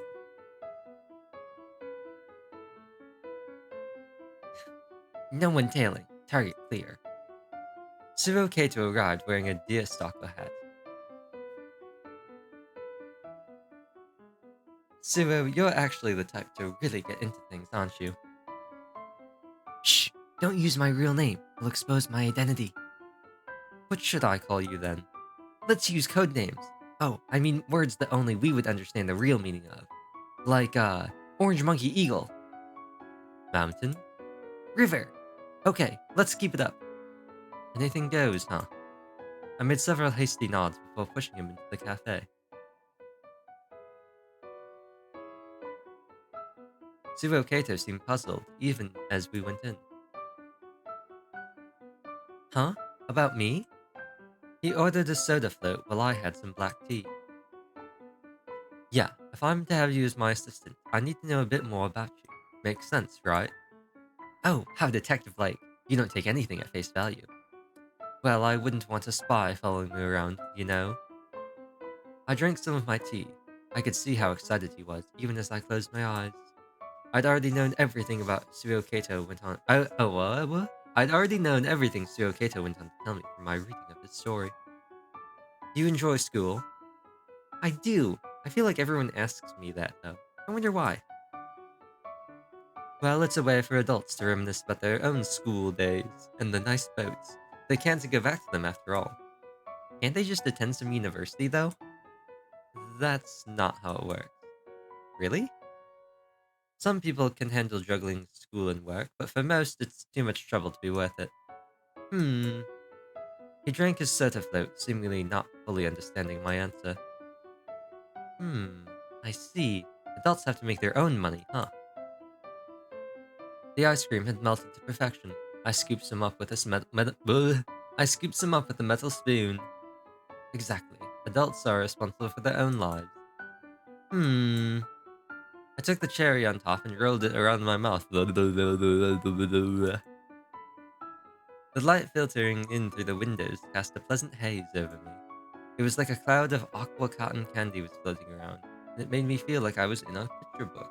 Funny he should mention cotton candy, huh? Isn't that funny? Funny that he should mention cotton candy. Oh, I totally skipped that.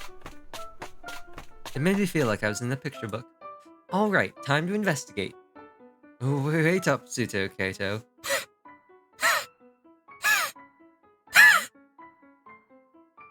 Once we'd arrived in town, Suo Kato began zigzagging between a variety of places. I had a hard time keeping up. He asked the people around various questions, only to move elsewhere when he had enough. A student doing club activities and an adult detective. The difference in our physiques couldn't have been more obvious.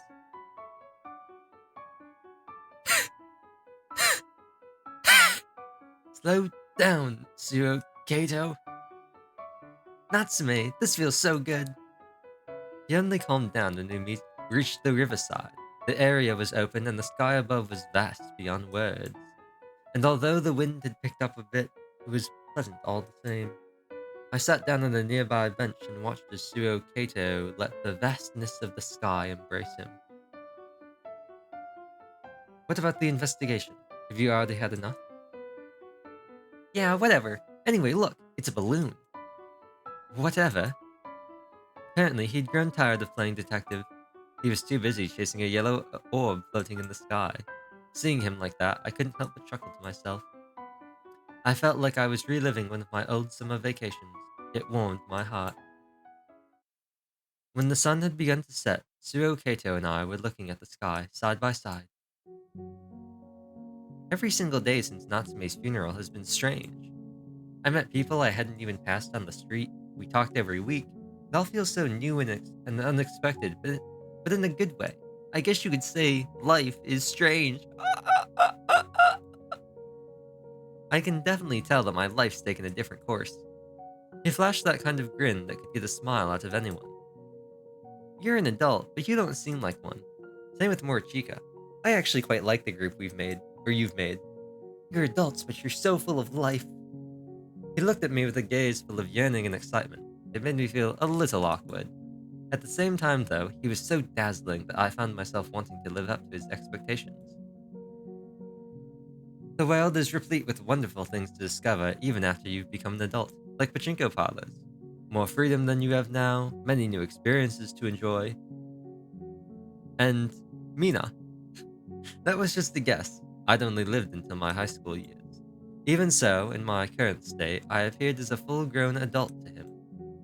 I spoke as though trying to remember with my body. You too will become an adult one day. That's true. I'll be an adult. The wind had yet to die down. His summery locks danced in the breeze, covering up a part of his face. New things to enjoy? I can't wait. His joyful response filled me with relief. Natsume, a gust of wind passed us. Can we meet again? "Uh, of course." I was so spaced out by him that it took me a second to respond. Kato closed his eyes and smiled. The wind didn't show any signs of dying down. Matasaburo? After we parted ways, I continued down the riverside. Excuse me. Continued down the riverside, pondering this and that. Ooh, that was a good one.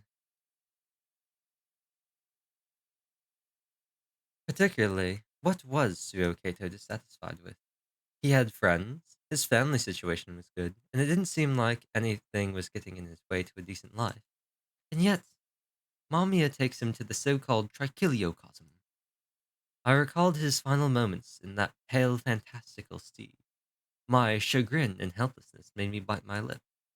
He had fun, he had happiness, yet he still seemed to be filled with a particular thirst, a longing of sorts. For what, though? For Frozen 3. Good morning, Natsume. Morning. Hmm? What's that? I pointed at Kato's chest, causing him to sound a bashful chuckle. The neighborhood children were having a fundraiser at the station, and I always make sure to chip in every time I pass by. There was a simple red-feathered brooch on his chest. I felt like it had been a while since I'd last saw one. But it might have been that I just hadn't been paying attention. Were they something that you could only expect of good-natured citizens like him? I have many more of these back home. It suits you well. Thanks. The red mark on his chest swayed. Get down, Suo. It's a sniper on a helicopter. Shot through the heart, and you're too... What was that? What was that? Was that the end of Elfen Lied? Is that what that was? He suggested that we investigate the places Natsume used to frequent. It wasn't a big deal. We would just be walking around. We were now waiting for a train. The tall boy behind me waited patiently enough, yet his eyes were positively beaming. I could only hope that he would at least find a little joy today. As I looked at him, I noticed something red fall on the tracks. Ah! I heard a young girl yell out. The red thing I'd seen turned out to be a pouch. It's my... No, I can't. That's my bag. Grandma, I need to go get it. Don't go down the tracks. She moved towards the bag, but her grandmother stopped her. The little girl's eyes were filling up with tears, and soon enough, the surrounding people began to notice the commotion. The train was only a few minutes away from arriving here. As I considered whether I'd make it if I went down and got the bag myself, I noticed that Kato was no longer at my side. Excuse me, a girl dropped her bag. He acted quickly. While we were focused on the girl, he found a station worker and told him about the situation. The worker quickly understood him. He took out a transceiver, and not long after, there was an announcement. Wait, I have something for this. I gotta find the good one. This should be good. There has been an accident. The trains will be stopped until further notice. I looked in the distance and saw the approaching train grind to a halt. That's not how that works, but okay. The station worker used a long stick to give the girl's pouch back to her. Here you go. Don't lose it again now. The girl had held the clouch. The girl held the clouch close to her chest. It must have meant a lot to her. Kato looked at the little girl with a warm smile. Thank you, mister. I'm just glad it all worked out. The incident was settled and the trains resumed running. It was a few minutes late, but at least no one was hurt. Oh, come on. I'm going to be late now. Someone made an audible sigh. Hello? I'm sorry, but my train is late. Something fell on the tracks. Since when is that my fault? Some quickly went on their phones. Others fidgeted restlessly while looking at their watches. Kato looked around and realized that the act he'd believed in meant nothing to those around us. Oh, it's all my fault. I'm sorry. Don't worry, you didn't do anything wrong. He placed his large hand on the girl, who was clearly on the verge of tears. His eyes, however, were somewhat lifeless. He seemed visibly uncomfortable. A moment later, he put the red feather that he was wearing so proudly into his pocket. His oddly awkward behavior made me want to speak up. I couldn't just sit by and watch. It's okay. It's okay. What? People treasure each and every second of their lives, huh? His voice lowered to a whisper. There were open seats, yet he was standing. Are the people waiting for them the same kind who would get angered by a 10-minute delay? He was smiling, but I could easily tell it was fake. Does it really not matter to them that a girl dropped her pouch? Everyone's in such a hurry. Yeah, there's no time limit on the stuff we do, though. We can take our time. Thank you, Natsume. Here you go. Sorry for the wait. Thank you. I love cream of corn soup. After some walking around, we took a break on a bench in the plaza. Suyo Kato was holding a can in both hands and drinking from it with a broad smile. I was glad to see that he'd cheered up. With the lunch break currently underway, there were some office workers walking around. Hello, pretty cold weather, huh? Suo Kato suddenly addressed one of the workers who was drinking coffee on a nearby bench. Huh? Oh, hello. Yes, it is quite cold. Are you students, by the way? Yes, well, at least I am. He's not. I see. Are you in a club? I do lacrosse. Lacrosse? I also did it in high school. Really? What was your position? Though the office worker was perplexed at first, they quickly hit it off. The man reminded me of a deer. He had roundish eyes, and you could see dimples every time he smiled. The two were enjoying their time. Until... Hey, Pseudo! What are you doing here? We heard a sudden yell. It came from a middle-aged man in a suit. The deer-like worker called Pseudo became all pale and stood up in a hurry. Sorry, manager. When are you gonna grow up? We don't have time for this. The man kept bowing his head while his superior continued chewing him out. This sudden event left us perplexed. We really weren't supposed to be seeing this. I looked away and tried not to stand out too much. Suo Kato, on the other hand, continued watching the man repeatedly bow his head. Once the superior had left to smoke, Pseudo let out a sigh. Suddenly his eyes met Suo Kato's. The man gasped, then awkwardly looked away.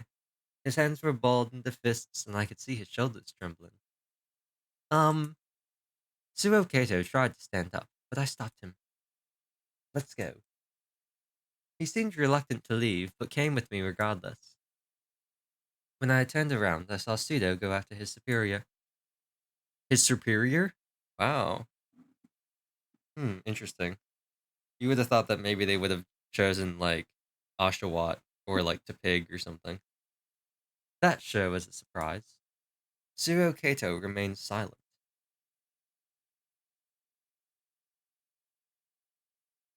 Why would he snap like that in a public space? Even I felt like I was being scolded. I smiled to help him relax, but it didn't seem to be doing much. Why didn't he argue back? Huh? That superior was clearly being unreasonable, so why didn't he stand up for himself? I mean, he looked so frustrated. Suo Kato kept his gaze fixed on a single point as he said that. I recalled the way the suited man was clenching his fist. Well, he was dealing with a superior. A superior. There's probably no real point in arguing there, unless he had a fire type. What? I'm guessing he had to swallow his pride to make sure things didn't escalate further and ended as quickly as possible. He seemed to be thinking about something. Is it his job to be yelled at? Huh? When I look at adults, I see many of them get yelled at for reasons I don't really understand. Does their work require them to be angry or be the target of verbal abuse? Suo Kato smiled. I imagine there are people like that, yeah. Seems like hard work.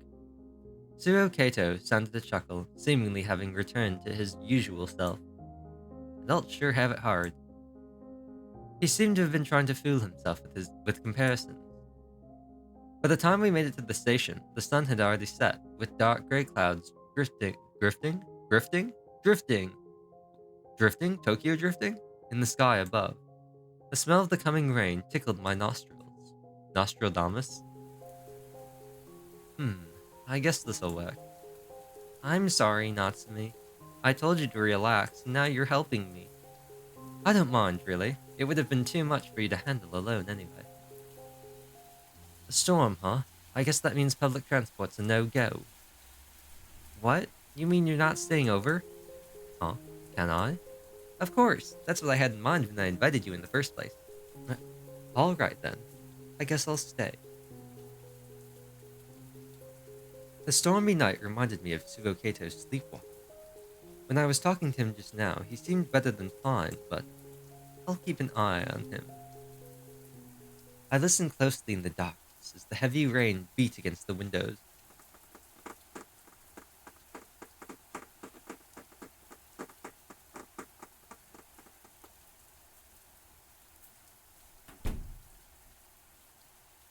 How long had I been waiting?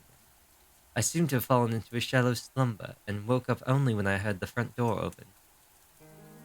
I could still make it. I hastily put on my coat and ran out into the stormy night. Suo! Suo Kato! Where are you? Suo! I shouted to outdo the storm that was approaching. He couldn't have gone far, so I saw a large silhouette that walked in an awkward manner. The person, Suo Kato, was turning a corner. Please wait! I had to get to him as soon as possible. I had to help him. As hard as I tried, my legs were losing the fight against the strong wind. Suo! Clad in pajamas, he walked on ahead like he was the shepherd of this storm. He was right there, but I couldn't catch up to him. Suo! Suo! Kato! I finally reached him.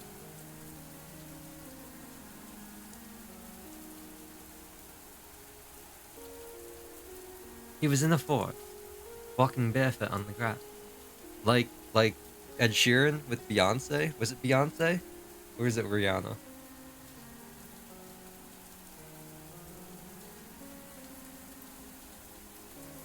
Ed Sheeran.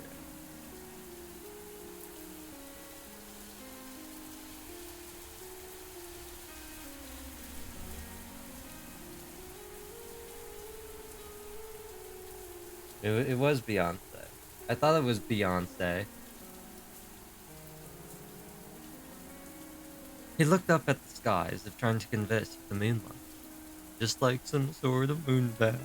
Within the great deep green of nature, everything felt so silent to think we'd stumbled into a separate dimension cut off from the rest of the world. The way Tsuyo Kato stood there made it look almost like he could be taken to the moon in a second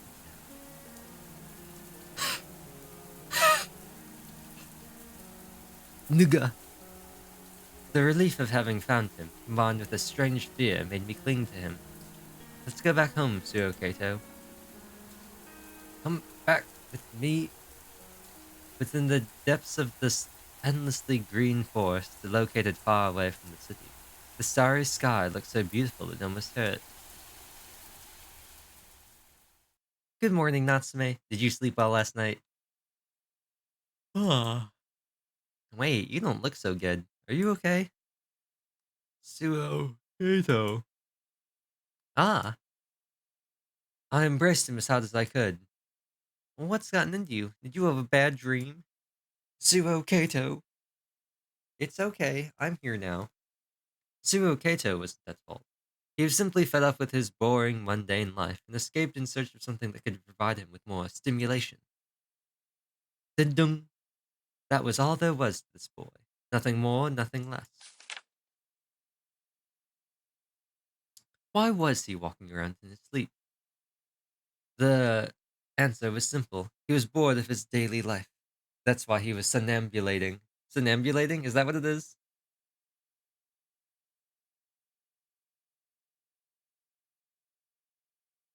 Yeah, somnambulate. Somnambulate. That's what I thought. AI, the somnambulating. Fuck. In that case, I think it's actually the som. Well, maybe it's AI. I don't know. Somnium Files. I feel like just calling it the Somnium Files makes more sense because it makes more sense with Iba and Iris and I feel like that makes more sense. I just had to give him the extraordinary. Doing that would certainly prevent his sleepwalking. All right. Nigga. Suo Kato woke up to a chill that tickled his Nostradamuses. What? Was it the wind? How is that possible? No one in their right mind would open the windows in winter. Having just woken up, his eyes had yet to grow accustomed to the dark. He looked around for the cause of this disturbance, and his eyes became fixed to the window. Suddenly, a man in a gas mask appeared before him, and a strange mist began to fill the room. Suo felt himself getting sleepier and sleepier as his eyelids began to drop. What? The laces in the pale curtains danced in the cold breeze. The window was open. Moonlight was shining through. And all we can see through that blue is you.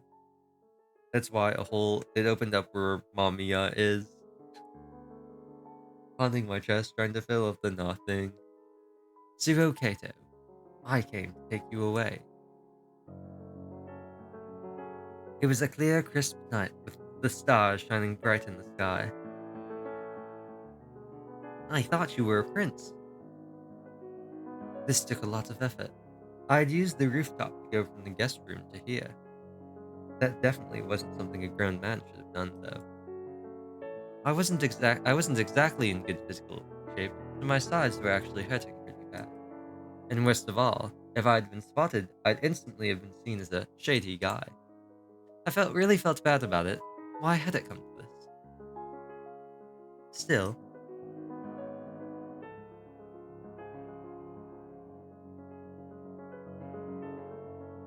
those problems meant little when I was faced with Suo Kato's excited expression. I was actually planning to pick him up, jump out, and land perfectly on the ground. It would have been a good way to start an exciting night out. However, his large body and my physical limits made me reconsider.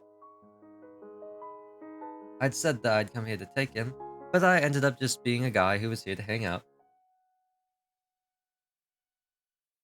Your flowing blonde hair looks out of this world, almost like it's absorbed the very moonlight. You really do remind me of a prince of some faraway country.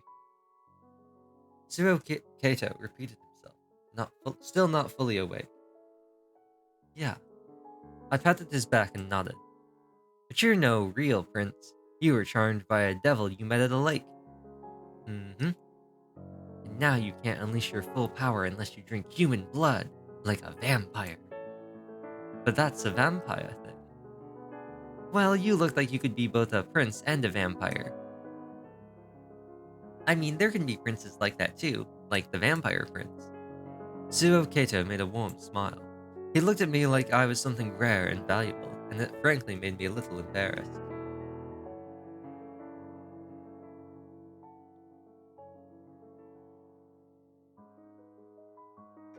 Well, if you say so. Why did you come for me? I guess I wanted to feed on you tonight. Luckily, I didn't have to pay the troll toll. What? A prince that attacks his people. Was I a despo or something? A despot?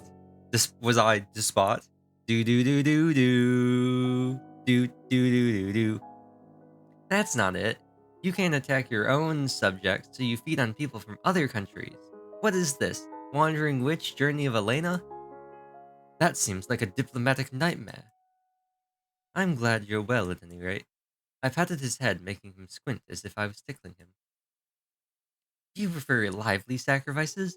Besides, as everyone's favorite Star Wars quote comes in, diplomatic immunity. What? Oh yes, I need the blood of lively people to regain all my energy. Are you tired? A little bit, yeah. I heaved a Can't you make any human friends? No, even if I did get along with people, I'd just start thirsting for their blood when night came. A little bit of... I was playing along. It was just a silly little act. But the more our exchange continued, the more I felt like an actual vampire. Mine too? I'm a friend, right? Do you want my blood? His deep blue eyes made me gulp. Quite loudly, in fact. Yeah, my fangs were twitching. Your blood. I want your... I snapped out of it before I could finish. What was I even saying? I was a spectator, not a vampire. I didn't even need Tsuoketo's... Go ahead, my prince. If my blood makes you feel better, then... I... Gasp. He was completely serious. Here. A pang of guilt washed over me as I watched him expose his bare neck. Bare neck? Ladies? What? It was a part of him I wouldn't have seen otherwise. I don't have fangs. You don't? I see. You resisted the devil and kept your fangs human. He seemed to have come to his own conclusion. In that case, Suo Kato reached up and reached for the studying desk. Oh! He held a cutter tight. Suo! I'll give you blood directly. An excited gaze. He was dead serious about this. He would cut his palm and give me his blood. Like blood brothers. What? As a mark of our friendship, in both day and night.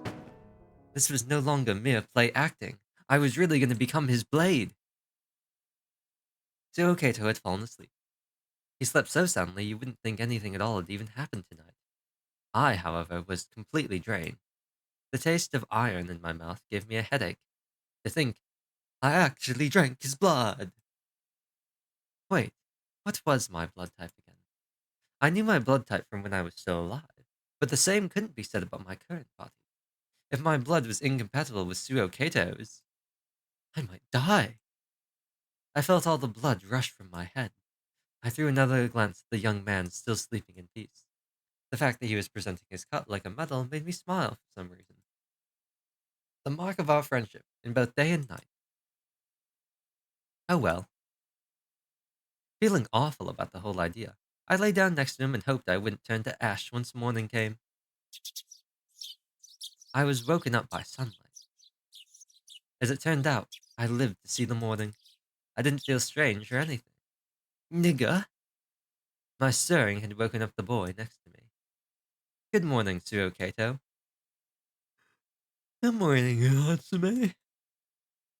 Suo Kato's blood suited my body surprisingly well. It was rich and full of iron, just the thing I needed to cure my deficiency. Ever since that day, he and I spent our nights together. A dream journal? Want to have a look inside? Huh? Sure. I don't mind if you read it, but only because it's you. Really? Yes, I'm giving you special permission. He gave me a wink. I excitedly took the college notebook in hand when... Da-dum! I felt something shake me to my very core. What just happened? And why? I couldn't understand it. This was a simple-looking college notebook. Suo Kato watched over me, slightly bashful. Why? Why was I so... This was... Dreams, dreams, dreams. Death, death, death. They were akin to each other. Various images went through my head, mixing and intertwining. I didn't know why, but I felt like I couldn't open it. Ki, ki, ki, ma, ma, ma. Ki, ki, ki, ma, ma, ma. Ah! Natsume? I was sweating like crazy. With shaking hands, I placed the journal back on the desk. Was it because I was a spectator? Was I afraid of seeing the story? Nesting structure, fractals, a kaleidoscope world which seemed to pull me in. Naga! Natsume! The pain whirling in my stomach made me moan and roll around. I knew that blood wasn't going to be good for me. Suo Kato seemed surprised at first, but then quickly ran up to me and gently rubbed my back. It's okay. Relax. Naga. No creatures of the night will come in here. I'll protect you. Really? My voice was shaking. Yes. Suo Kato rubbed my back like a gentle father. Even so, I felt as though I could sense death through the place he was touching. It's okay. It'll be alright. Thank you, Suo Kato. Seeing his gentle smile, I felt like I had my very life in the grasp of this large child.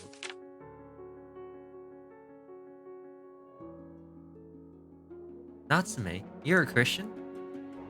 His question made me stop in the middle of undressing my shirt. I understood what he was getting at once I noticed him staring at the cross necklace hanging around my neck. Yeah, I'm not a very zealous believer though. Do you sing hymns? No, as much as it pains me to admit, I've completely forgotten all the ones I knew. But you still wear the necklace? Suo Kato narrowed his eyes. You always hide it under your clothes, so I was just a bit surprised, is all. Really? I took the cross in hand and looked at it. Take it off. Huh? Take off the necklace. I felt like he wouldn't take no for an answer, so I did as he told. Once I gave him the necklace, he opened the window and threw it out.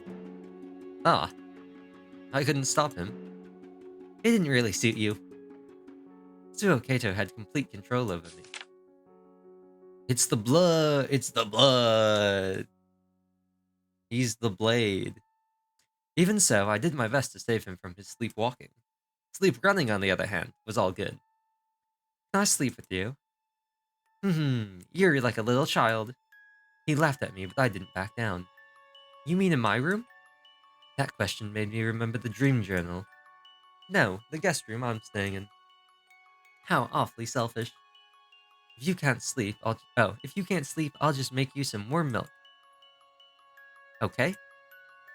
And just like that, he coaxed me into giving up. What if you got him like NyQuil Severe? Suo Kato didn't come into my room, and I ended up sleeping alone. I just want to help you. I fell asleep before I knew it. Nigga! I woke up, my throat was dry, so I went to drink some water. And just like seabed, I heard a... It sounded like it could be from the tap, but it was such an odd way for water to drip. Normally there's a...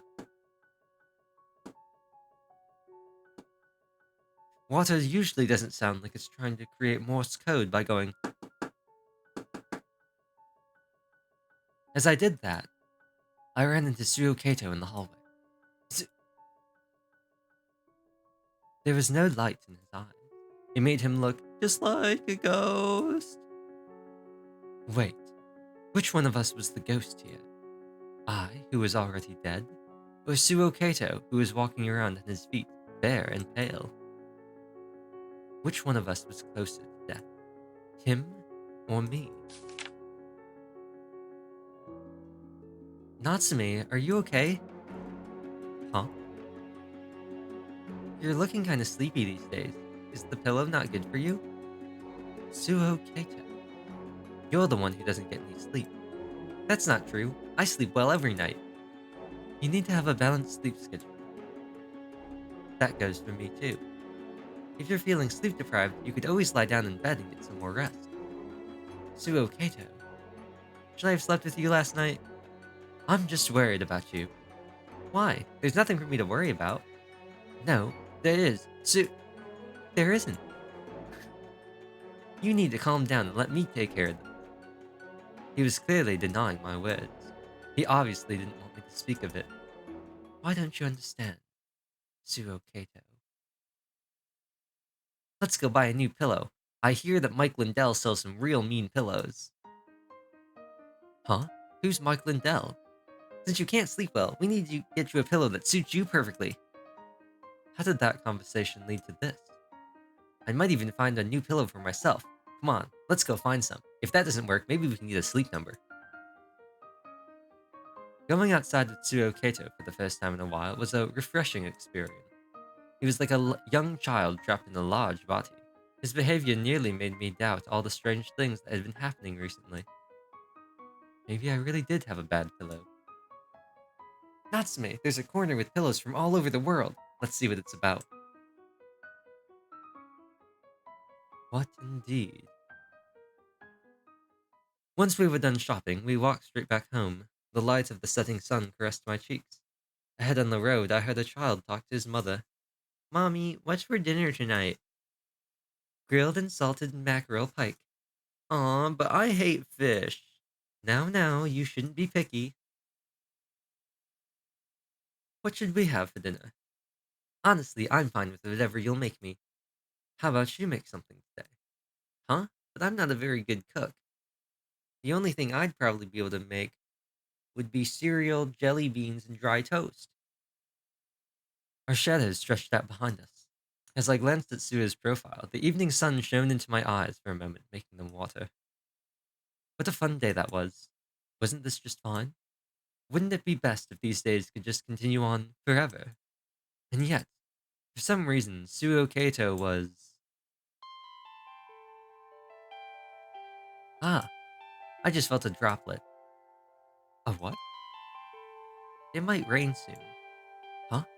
My bad knee's giving me trouble. I think it's gonna rain. His voice came from slightly higher than me, and I initially wasn't sure what to make of it. But a few moments later, rain had indeed begun to fall. Whoa. There was still some blue in the sky, but the downpour was already upon us. Suo, I say we run. Agreed. We used our shopping bags as makeshift umbrellas and ran through the stormy weather.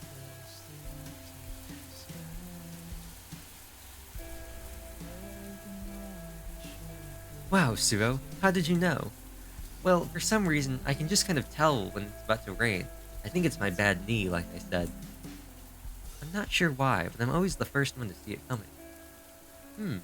That almost sounds like a superpower. We'd spent enough time running in the rain to make the contents of our bags completely soaked. Eventually, the rain stopped bothering us, and we just looked at each other like wet dogs and laughed. I really like the rain. It's wet and soft and gets everywhere. The golden rain, lit up by the evening sun, made both of us wet to our bones. My heart ached as I felt the chill of the rain and the gentle warmth of the light. I hoped it would wash away this lingering pain and make me forget the sacrifices I'd made on my path to becoming stronger.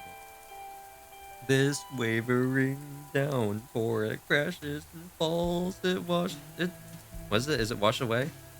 We'll wash away this storm of petals drowning us all, but saving one for myself, one that won't disappear. I pray that these days don't fade out from your memory. Another summer comes to a conclusion. I hear the something something in my chest, and as I feel that tears some closer, yeah, words, these songs that are all in my memory, so that they don't fade. I pray that these days don't end up overflowing. I don't know. That you don't end up overflowing.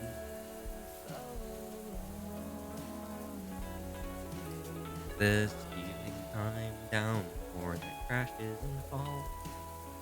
Evening time? I think it's evening time. You are at your most beautiful. Natsume, look at how shiny it is. Wow, this is so much fun. When you were laughing with that golden brilliance. Yeah. I understood what he meant without the need for elaboration.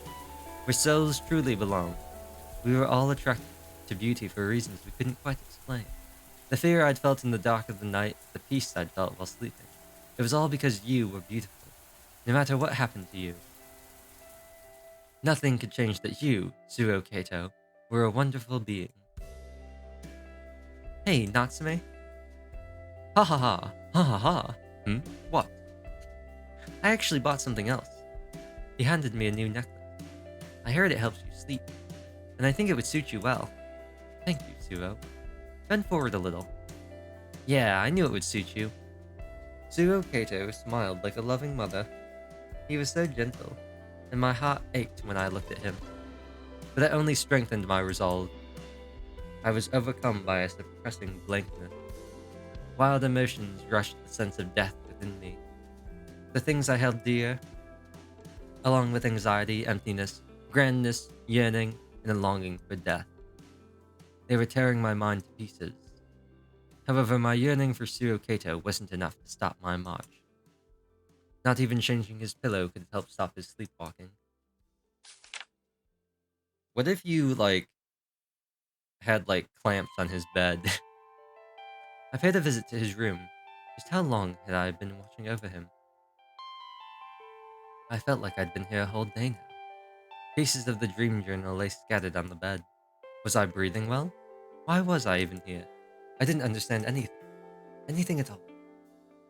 A while later, Suo Kato slipped back into his sheets like a bird that had had its wings clipped. I stood next to him and picked up his feather. A clear, beautiful feather as blue as the sky. Stop. Please don't touch me. Natsume. If there's something you want to say, don't just stand there.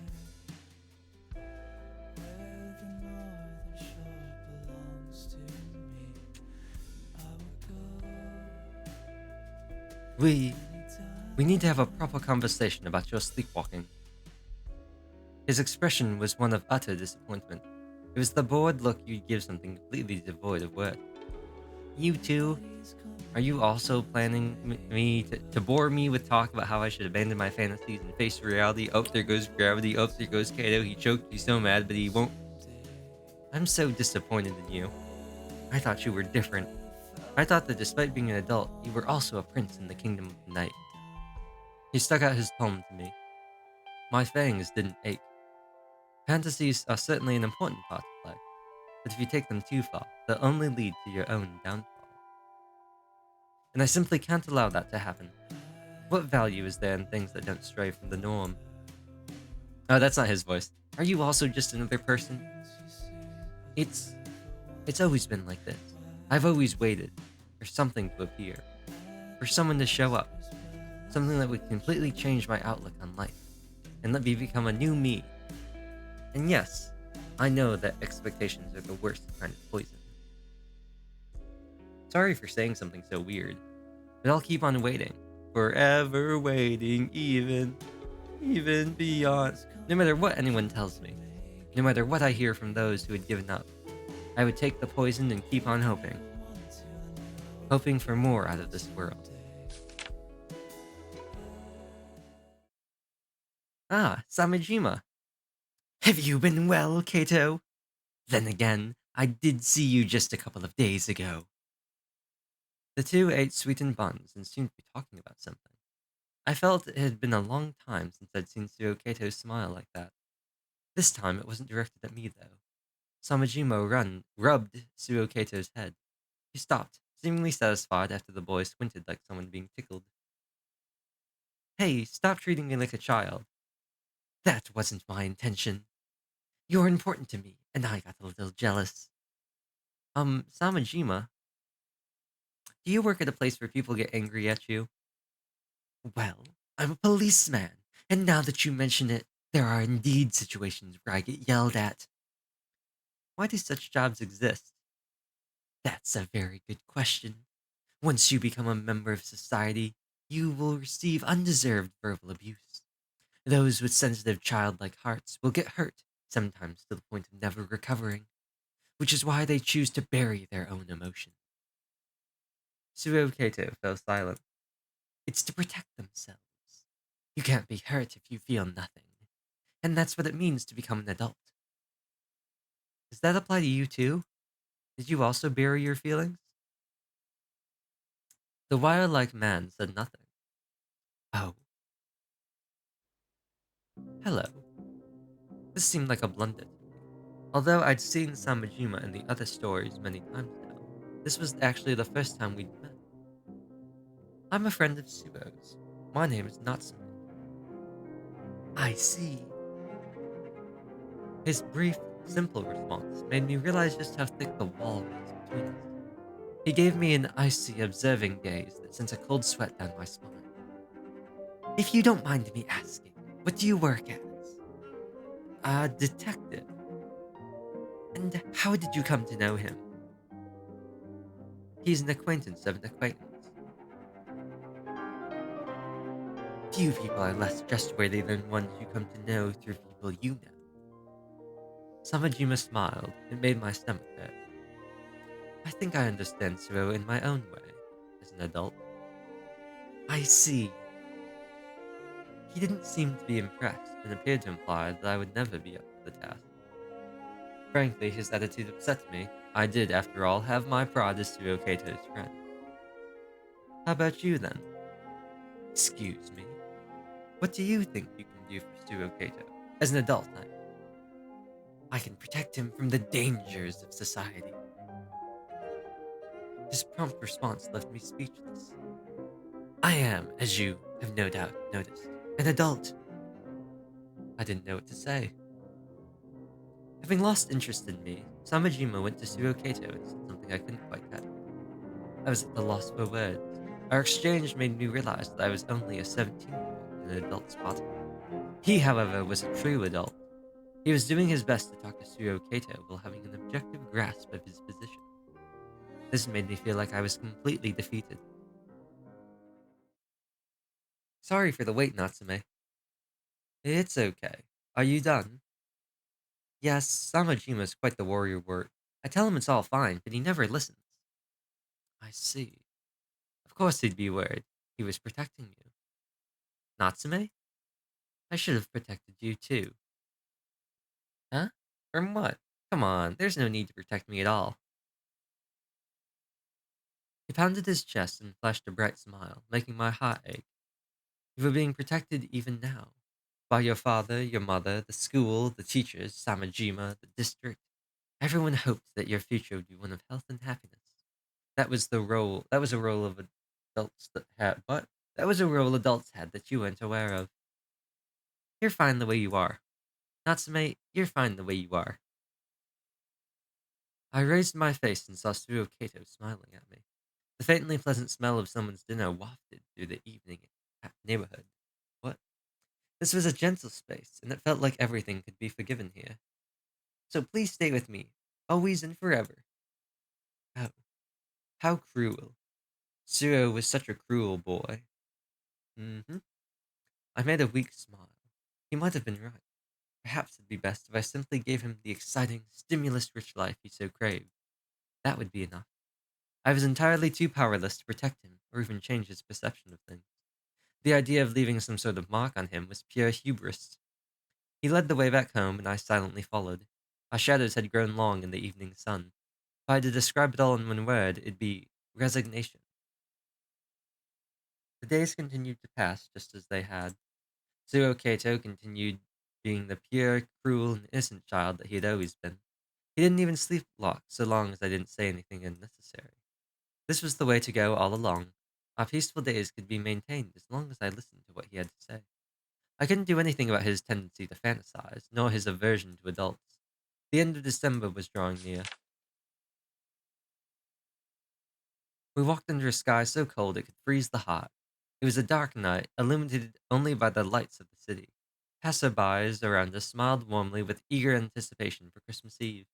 Suo Kato exhaled white breaths. He seemed to be in high spirits. I trailed after him in silence. I was tired, if only a little bit. After some walking, I suddenly heard some singing from the distance. What's that about?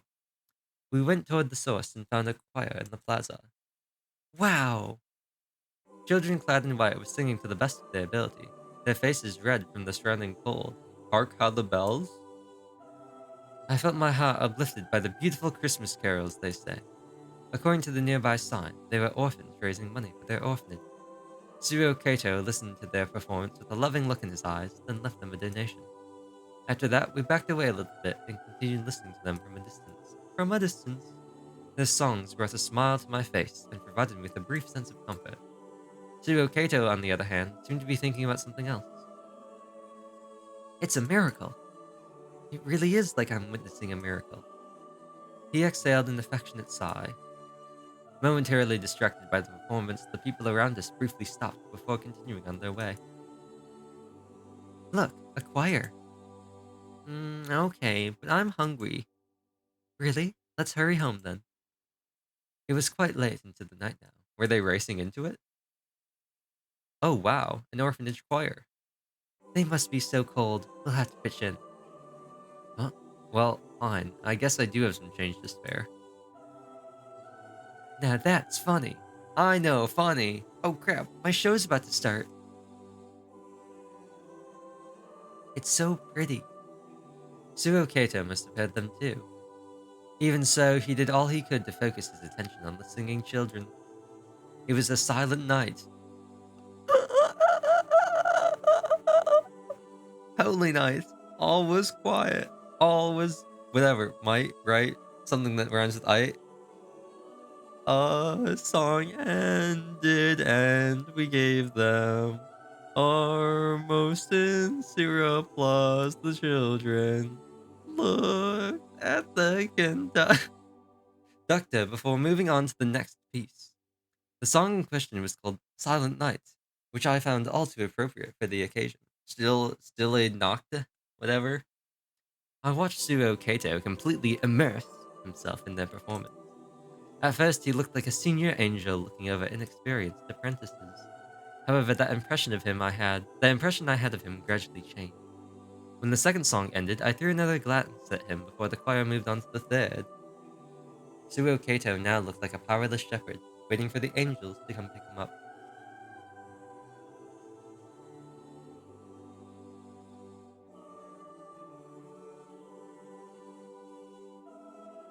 It made me think of the ultimate truth reached by the have-nots. Suo Kato, I couldn't help but address him, but he didn't even look my way. His attention was glued to the children and their choir, yet his side profile made me certain I was gazing at something profoundly sacred. Who will protect these children? Who could do that? Suo? As Suo Kato finally turned to face me, he made an angelic smile.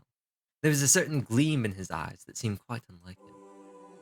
Can we listen until they're done? I want to stay here for as long as I can.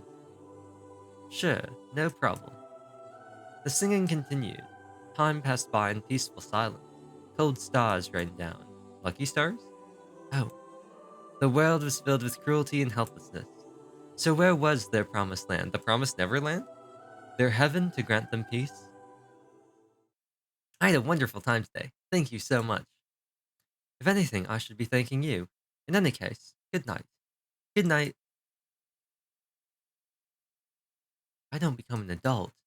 No one will protect those children. I can't just stay a child forever. One day, I'll become an adult capable enough to protect them. That night it snowed. My shoes, which weren't quite made for winter, squeaked audibly with every step I stepped on the white snow. Eeyore, eeyore, eeyore, eeyore. Wow, look! Everything's so white. Ha ha ha! There's so much snow. Whoa! Freddie Mercury slipped on ice and almost dies. Are you okay, Buster Wolf? I lost my balance, but Suo grabbed my hand just in time to prevent me from falling over. Oh, thanks. It's okay. Just watch your step next time. I pursed my lips when I realized that pretty much no one would suspect me to be the older one here. In all the other possibilities I spectated, Suo had always seemed like a child. But now that I'd gotten to know him a bit more directly, he actually gave me the impression of a fairly dependable individual. At first, we merely enjoyed this winter wonderland, but then he suddenly scooped up some snow from under his feet. Can I take this back home? I don't know. Probably melt by tomorrow. I guess you're right. It becomes all watery when I touch it. He showed me his wet, pinkish hands and gave me a mischievous smile, making me grin as well. Oh man, snow just disappears, huh? You can't keep it around forever. Yet it's still so pretty, fluffy, and exciting. It's kind of like cotton candy.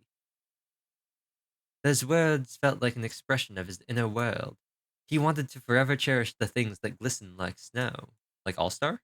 He wanted for the extraordinary to last forever, and yearned for what lay beyond it. Suo Kato. And it's so cold.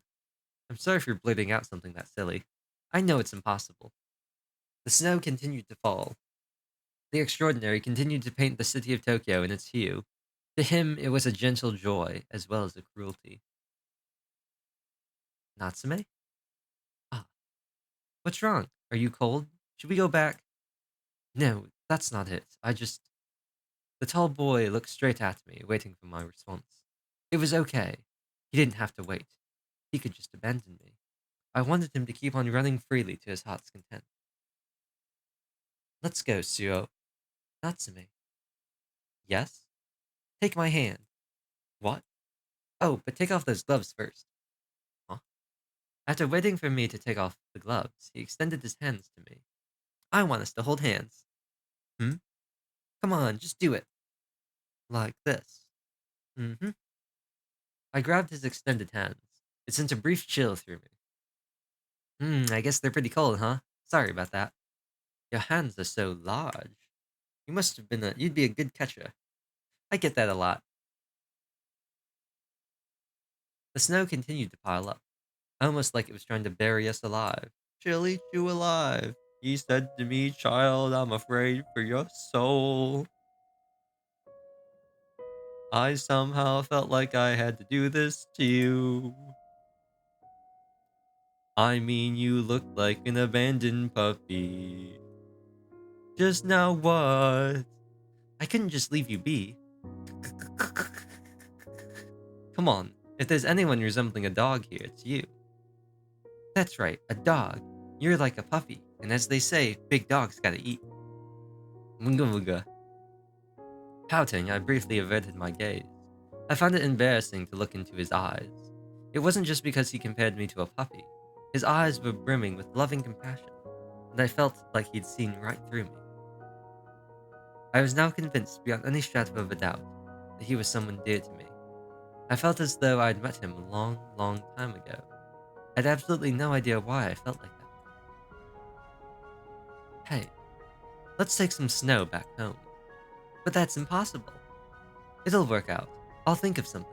The impossible is possible. All you have to do is make it so. I don't want to see you give up. Believe in the you that believes in me. What? There's no need for yourself to force yourself to understand something or make compromises. You don't have to become an adult. Someone with your pure heart and sense of righteousness had no need to grow up.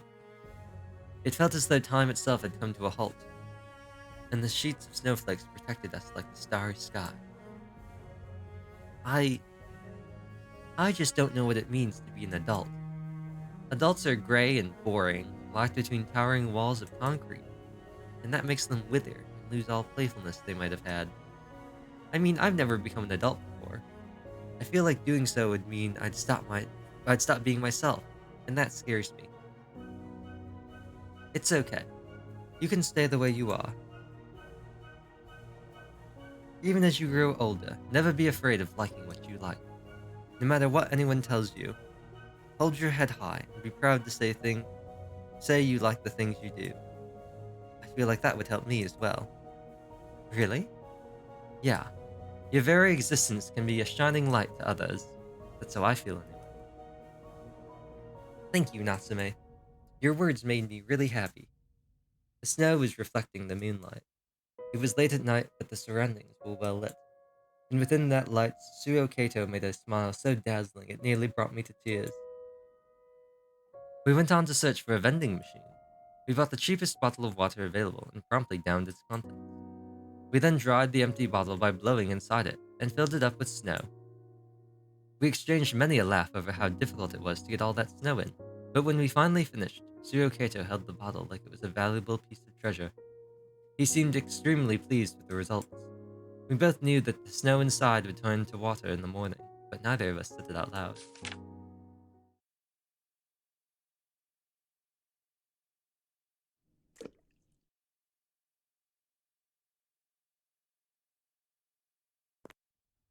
Tokyo, blah blah blah, blah blah blah, yep. Yeah. Outside the church, Suo Kato flashed a broad smile befitting his towering frame. Hello, Natsume. Hello, Suo Kato. The day finally came, huh? Yeah. The month passed by in no time. So many things happened, and it was all so fun. I'm glad I was able to reminisce about Natsume so much. An experience like this doesn't come often. It'd be great if the memories we'd made could reach him too. His smile washed even my tension away for a while. Maybe that was his intention. If so, it was clear that even now I still couldn't win against him. Let's go visit Natsume's grave. Okay. The public cemetery was in an open area some distance away from the church. Various graves were lined up in a clouded area sprinkled in green. We stopped in front of one. It was just like all the others, lacking any distinguishing features. And it belonged to Natsume Suichiro. In other words, me. Blah blah blah. A strong wind, blah blah blah, remained firm and resolute. Chosen was... Wait, that's... Yeah, it's the bottle of snow we took home yesterday. Though it's gonna be water by tomorrow. I see. I actually thought of giving him snow from the day you told us about his idea a month ago. You did? Why? My question made him put on a faint smile. I once made a snowman with him. It happened so long ago, he might have forgotten it. But I know that his grave will be covered in snow next year, too. He can never leave the casket to witness the first snow ever again, though. And it makes me sad to think that he can't touch something that's so close to him. So I want him to greet winter while seeing the snow I gave him. He could touch some of it and treasure the rest. Suo Kato looked into the distance. There was nothing reflected in his eyes, not me, nor the scenery around us. All he saw was that warm memory he shared with Natsume on a cold winter day. I know the snow will eventually turn to water, but still. It's okay. I'm sure Natsume will understand. Will he? Yeah. He'll remember that snowy day too. I'm sure of it. I hope he does. The dance we mimicked by watching TV, the old maid-like card game we played, the children's song we often sang. Suo Kato brought up countless memories during our meetings.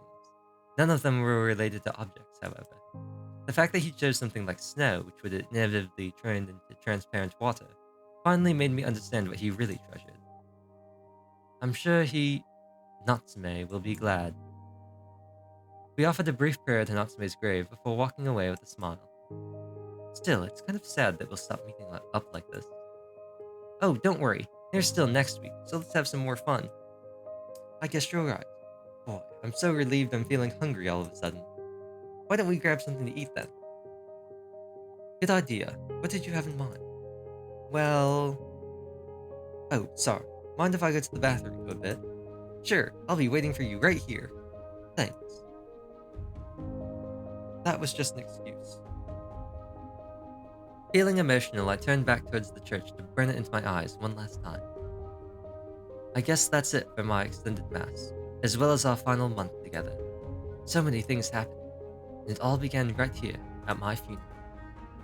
As I gently placed my hand on the door of the church, a strange feeling of discomfort made my heart race. Doki doki! The extended mass was supposed to be over. It was our last Friday. Yet there was a faint discrepancy tugging at the back of my mind. Wasn't I forgetting somebody? What did he say? What did he say just a few moments ago? There's still next week? Next week? What did he mean? The month only had 4 Fridays. There was no next week. Then why?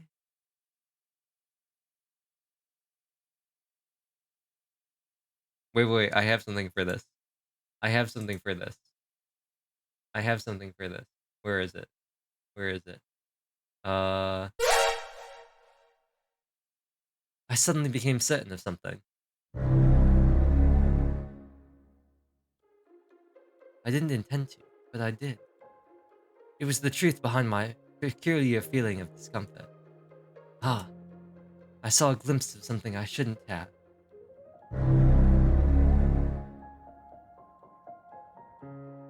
I can't make the story yet. I can't make the credits roll. Before I reach the final page, there is still one thing left to do. Yes, and that one thing left to do is, you know how you end any good story? Well, you gotta end it with the classic. And that was end my consciousness in this world.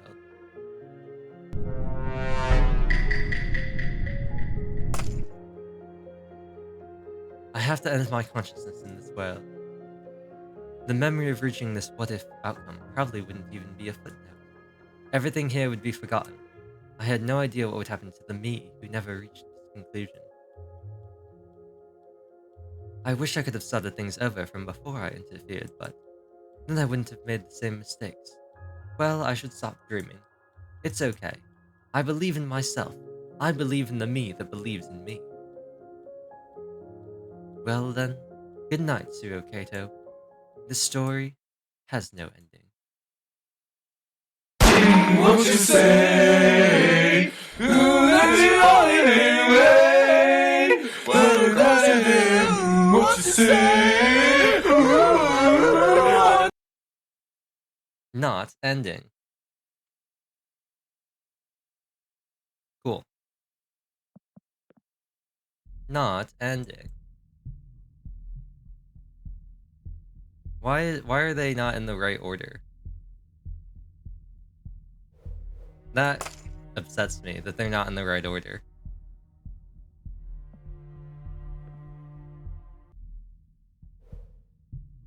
That upsets me. That was a lot shorter than I thought it was gonna be.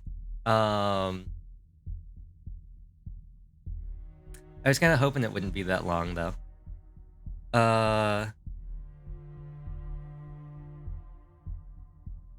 4, no, 5, 5. Oh, we missed one with more Chica? How?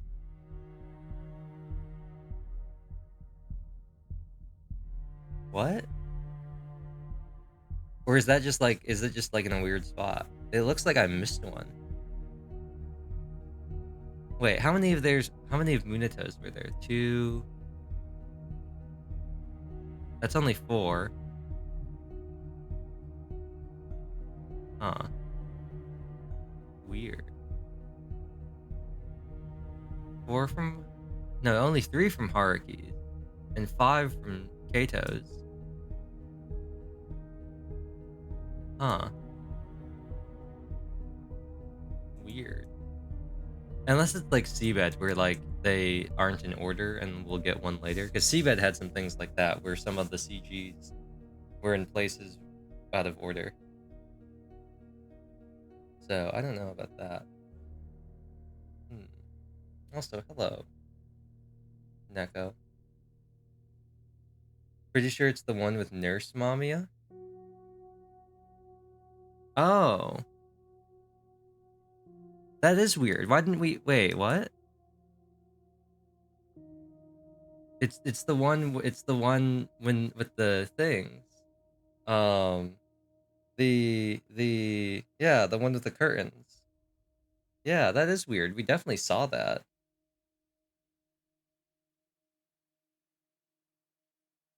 Weird.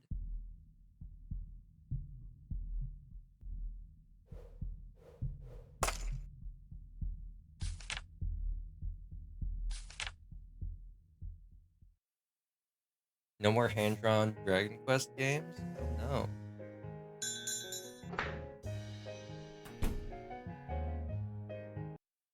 How will they make them now? Actually, I don't know what Dragon Quest looks like. I mean, like, I know what Dragon Quest looks like, but I assume, like, it's a specific, like, art thing. Oh.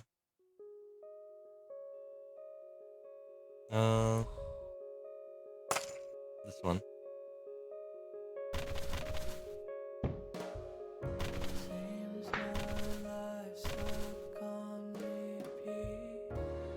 But they'll still draw it, right? Like, how else would they make it? Unless you mean, like, the in-game stuff, like how Cuphead worked.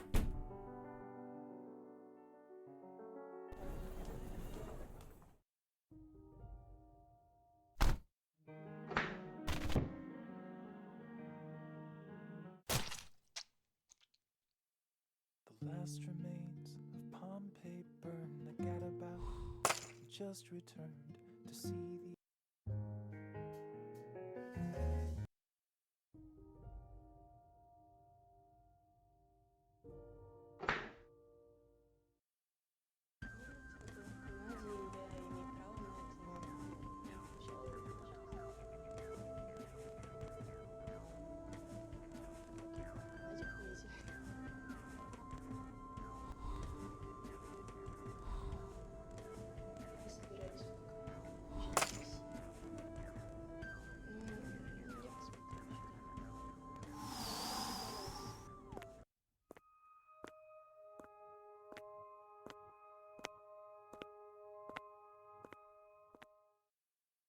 Okay, let's check again now.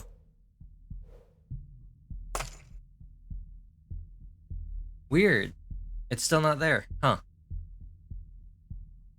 Hmm. Bizarre. Bizarre.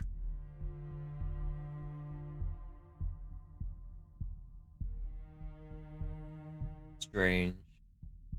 Must be a bug. Oh no. Oh no. There was a typo I saw earlier. There was a double and. It was an and. Natsume was like, I took it, end. And I was like, that's crazy, bro.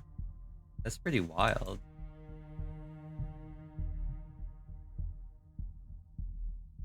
Oh, is it something that comes in later?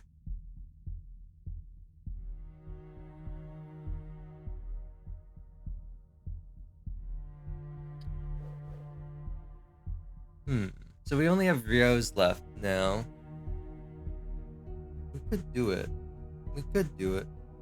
But and I know the stream isn't that long. I know it's not really feeling doing Ryo's route right now. I don't know.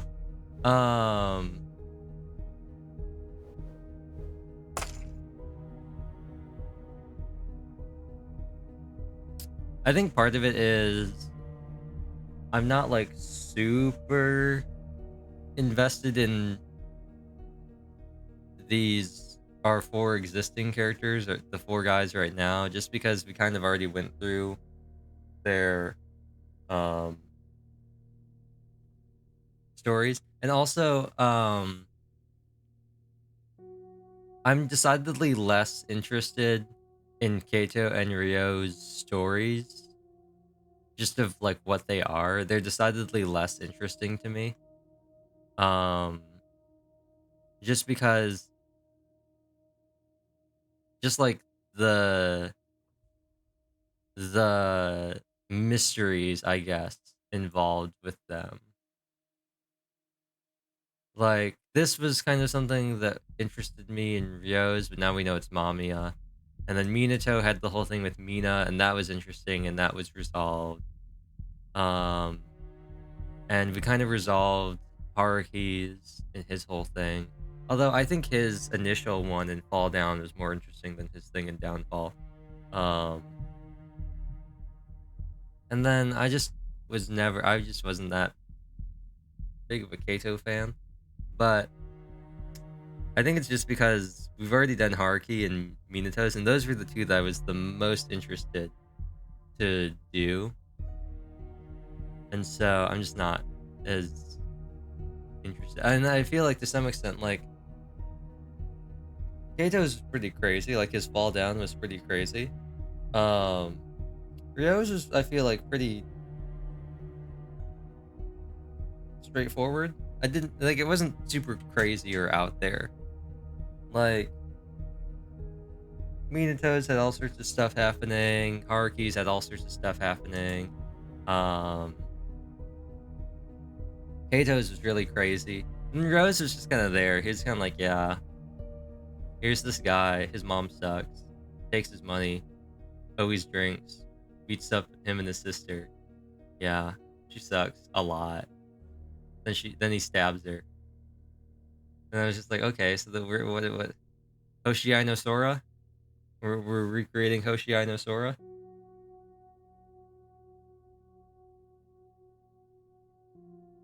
I don't know.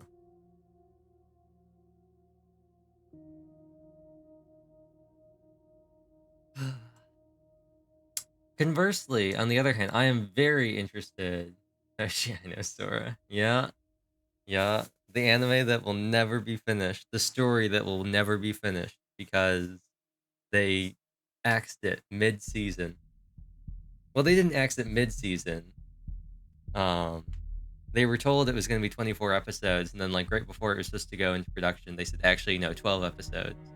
And the guy was like, nah, fam, we're doing 24 episodes, and if we don't get 24 episodes, we're just going to stop at episode 12. And so that's what they did. But no, I'm just a lot more interested in the other 4 characters. Arisugawa, Niigaka, Toma, and Samejima. I'm just more interested in them. And out of all of them, I think I'm the least interested in Arisugawa. He's the least interesting to me right now. I don't really... Samajima's kind of like whatever for me. It's really Niigaki and Toma are the 2 that I'm really interested in.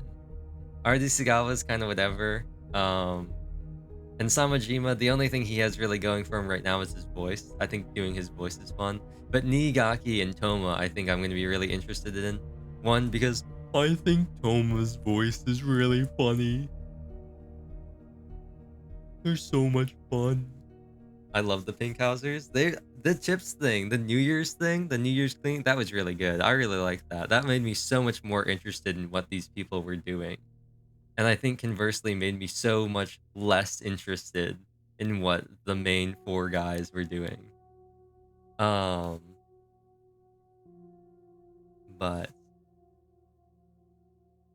I guess the other thing too is that like Natsume is personally invested in these 4 guys because he knew them and everything like that. I never knew these people.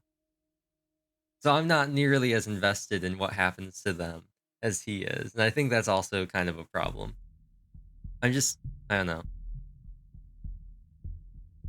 But these 4, on the other hand, you can go read their stories if you want and read yours later. I could.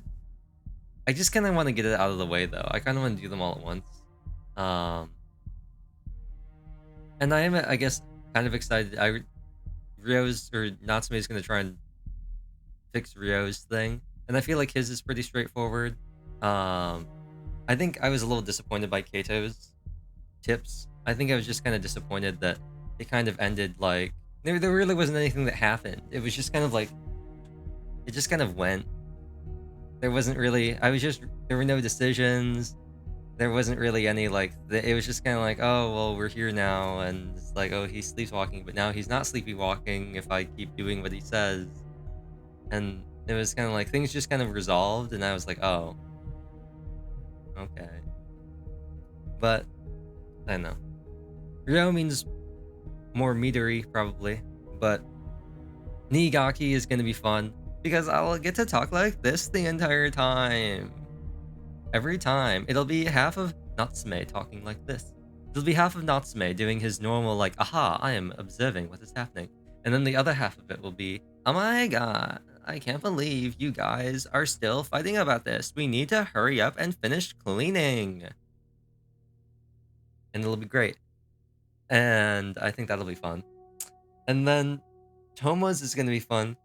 Because the entire time I'll be talking like this. Niigaki. I can't leave yet.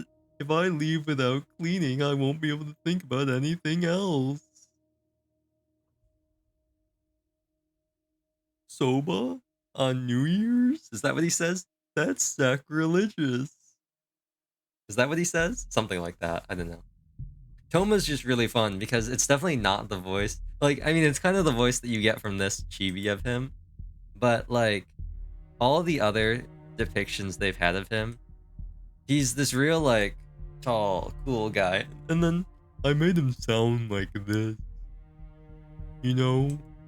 Here he is, right here. You can't really tell. He looks a lot different in this picture. But then he sounds like this. And so that was fun. But no, I'm more invested in them right now.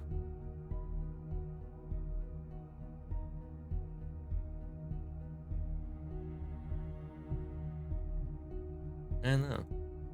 I just personally don't like Kato that much, which then turns into like I just don't really want to do his thing. But I do want to understand what's happening, so I'm not going to skip it. That's why I did it. And I specifically was like, I don't want to do Kato's last, because then it'll feel like I'm just doing it to finish things.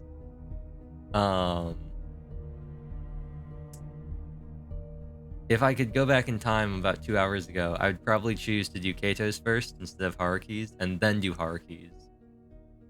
And have Rose still be last. But still, nothing so far has been able to beat. And my heart skipped a beat as I watched the alcohol slowly trickle into her tiny mouth. Nothing's gonna beat that. I've yet to find something in this game that's been better than that scene. That line in that scene.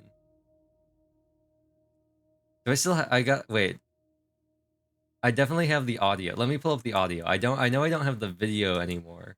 But I definitely I don't have the file, but I definitely can pull up the upload of that video and play it into the stream. Okay, so I'm gonna unmute my headphone audio and I'm gonna mute Mamiya so you don't hear Mamiya twice. There we go. And then let's get this a listen. And my heart skipped a beat as I watched the alcohol slowly trickle into her tiny mouth. Excuse me? My name is Chris Hansen. Why don't you take a seat? You're so cute. Oh. Hey, wanna ditch this place and go somewhere else? Just the two of us. We can make it if we try. Just the two of us. Just the two of us. Just the two of us. Building castles in the sky. Just the two of us. You and I. I think it's my favorite part from this game so far. I think it's my favorite part of this game so far. I don't know why, it's just so funny to me. It's the way that it's written. It's the way that they say, and my heart skipped a beat as I watched the alcohol slowly trickle into her tiny mouth. It's the way it's written. And the Nagito voice makes it so much better. But it's almost as good as At Home Alone. At Home Alone, I think, has my favorite moment in all of streaming. I think it has my favorite moment of all the games I've streamed. It is genuinely just one of the most unhinged things I've seen. And it's so funny because it's not intentional at all. It's just a bad translation. I have it queued up. This is too easy. This killer is so cunning. Oh, you can't hear it. Oh, you can hear it. I just can't hear it. Oh no. Oh no, this is the game that keeps on giving. This is the game that just keeps on giving. The killer is what? You heard me, Don. It said, wait. Wait.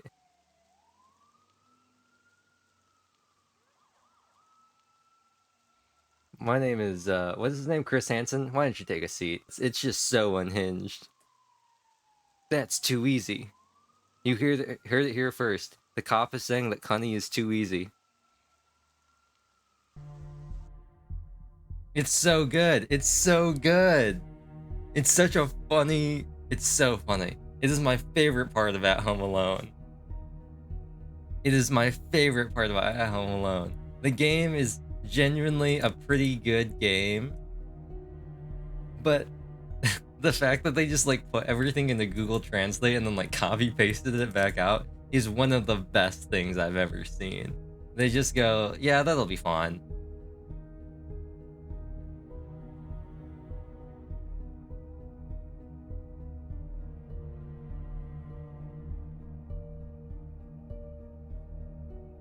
So funny. I'm watching it on my own. It's such a and the best part is it's a genuinely like fun game. It was a real fun game to try and figure out what was happening. And that scene is like a really climatic like flashback that like as everything starts coming together and you begin piecing together and like getting confirmation about all the things you thought might have been happening, it all starts coming together and then they hit you with that and I was just like, oh no. Oh no. It was so good. It was a really wild game.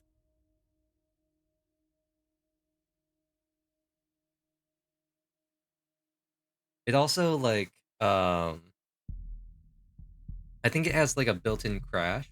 There's a part in the game that really confused me when I played it. There's a part in the game where the game just like crashes and exits and like shuts itself down, and it's just part of the game. But I genuinely thought that like something had happened because there's no warning or anything like that. It's just like yeah, the game's just gonna shut itself down, and it was just like we don't work anymore, and I was like oh, okay. Anyway, I'm vamping for time. It's been about 15 minutes since we finished Kato's story. So, yeah. We will eventually figure out what this is. In the meantime, I'm going to be here because this music is a lot quieter than the title screen. And as I ponder whether or not I want to actually continue or not. It was about an hour. Each one was about an hour and 10 minutes, hour 15 minutes. I think the first one, I think Harkeys, we wrapped it up at about 1 hour and 12 minutes. And then we finished Kato's at about 2 hours and 25, something like that. So, about the same amount of time.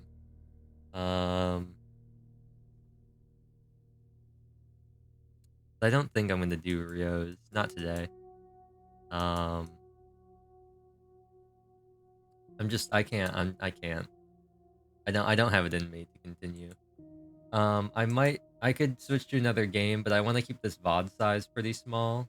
So anything I could switch to is probably gonna crank up that file size just because of like more movement. The Mamiya VODs are always really small because there's basically nothing happening on the screen. I can get away with a super low bitrate because there's basically nothing happening. It's a bunch of still images and text. Sometimes the images change, sometimes I move, most of the time nothing happens. So, unlike Three Houses, there's stuff going left and right. The Three Houses VODs are like 20 gigs each because there's all sorts of stuff happening. But it is what it is. It is what it is. I don't think there's really anything else. I've been trying to. I don't know if I ever talked about this on stream. I know that the last time we played Windcraft on the alt, I was like level 70 something, and then like I talked about how off screen I grinded to like level 105.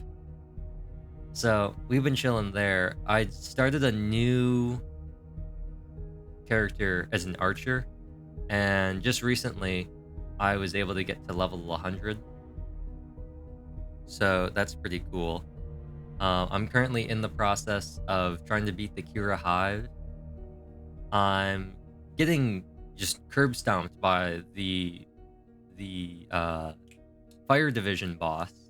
Every time I get him down to like the very last phase, and he's so close to death, and then he says, "All right, it's time for phase 2," and he's like, "Heavy push, pull, magma spike," and then I die. He's like, "All right, let me send you halfway across the map. Now let's bring you right in front of me. Now let's spawn a magma spike right underneath your feet," and then I die, and I go, "Oh, cool, thanks, buddy. That's fun." It's kind of annoying. And then Kira is going to be a nightmare. I don't even want to try and fight Kira. I'm going to have to actually find a party to fight Kira because no way I can do that. I think genuinely, actually no, Assassin probably doesn't have a fun time with it either. Archer might have one of the worst times dealing with the gimmicks if you can't burst. Well, no, who's bursting down Kira? Nobody's bursting down Kira. Archer might have one of the worst times because Escape I don't think will let you get out of the cobwebs. I know it doesn't let you get out of the cobwebs against Aerodactys or whatever, so I don't think it'll work against Kira, which means you can just get swarmed and die because having no defense. I think Mage might have the easiest time because I think you can teleport out of the cobwebs if you're a mage, but I don't know. I don't know. I could also try and switch to a different build. I'm using an anthracite ballista tier stack, so I'm just holding down right click and just constantly attacking. So that's fun, I guess.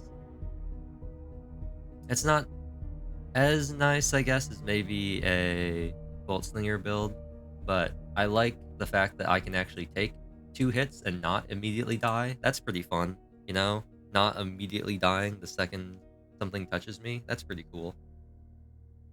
I don't think that making myself even more of a glass cannon is going to help my experience. But that's pretty fun. I also, oh, actually, you know what? Let's do this. Let's do this. This shouldn't be that hard to do. Let's get rid of Mamiya. This shouldn't be this hard, and I can quit whenever I want because there's no goal. We can just chill here. Um, Let me load up just some vanilla.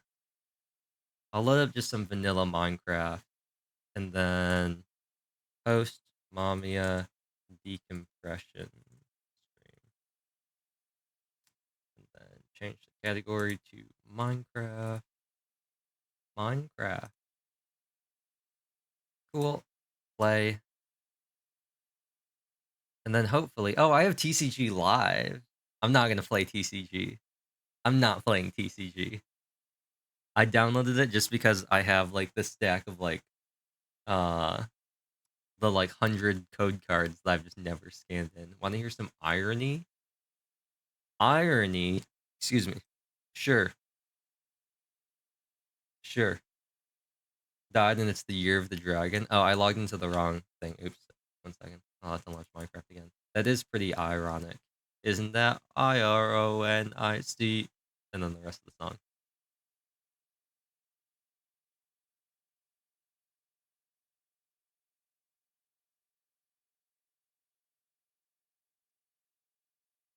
My dog's stomach was very upset, so I put him in the car and we went to take him to the vet.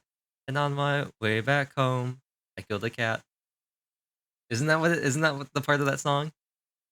Isn't that IRONIC? First of the third month, which is 4. Dun dun dun. Okay. Let's Minecraft. There we go. Are you gonna capture? I know Minecraft hates me. Is Minecraft gonna oh 1101 what 11037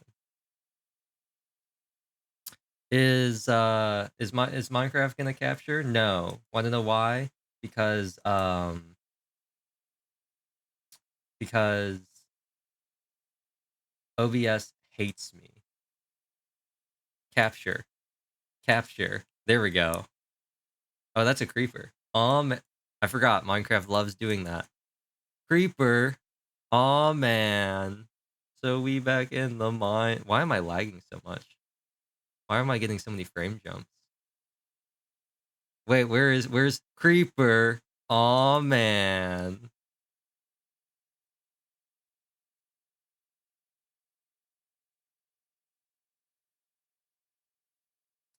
Significance 4 is the number of stars in the Dragon Ball. Oh, I was gonna make I was saying 4 because the death thing. That was my thing.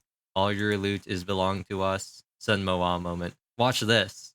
Watch this. I'm about to be Dream trying to do a Minecraft speedrun to get Ender Pearls so I can go to the end. Wow. Look at those. Look at those Ender Pearls. Look at those Ender Pearls. With my totally legitimate looting 255, sharpness 255, wooden sword. A real legitimate thing.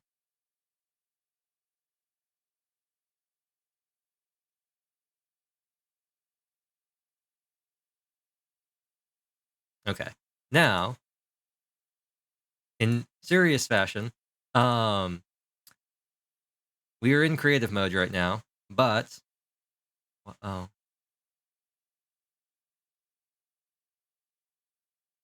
What I was workshopping this thing right here, which is pretty cool. It's supposed to be like a little modular nook for like reading. It's supposed to look like something that you could see in like a manga cafe or something with a bunch of them. I know it's way too big. I'd probably have to bring it in like one more thing, maybe like um move this inwards, like take this out and maybe move everything over, make this part of the wall or something like that. Or just like make this one thing instead of too wide, something like that. Um, Either that or do something where it just goes like this doesn't exist and this wall moves one block inwards and so it lines up so it's just these two right here. Something like this.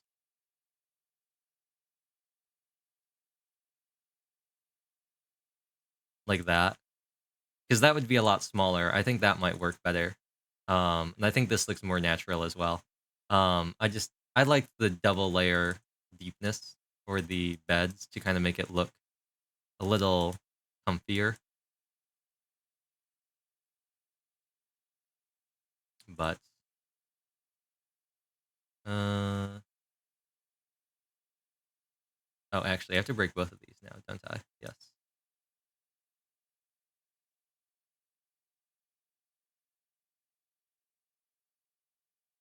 Oh, what?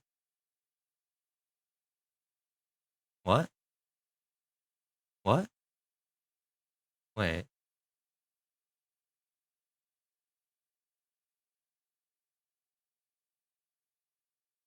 Wait a sec. Wait, why aren't you working? Why aren't you working? You're supposed to do something. Do something. My chat broken? No.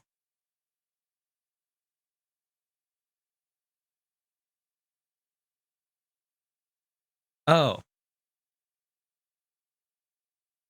it's because I didn't turn cheats on.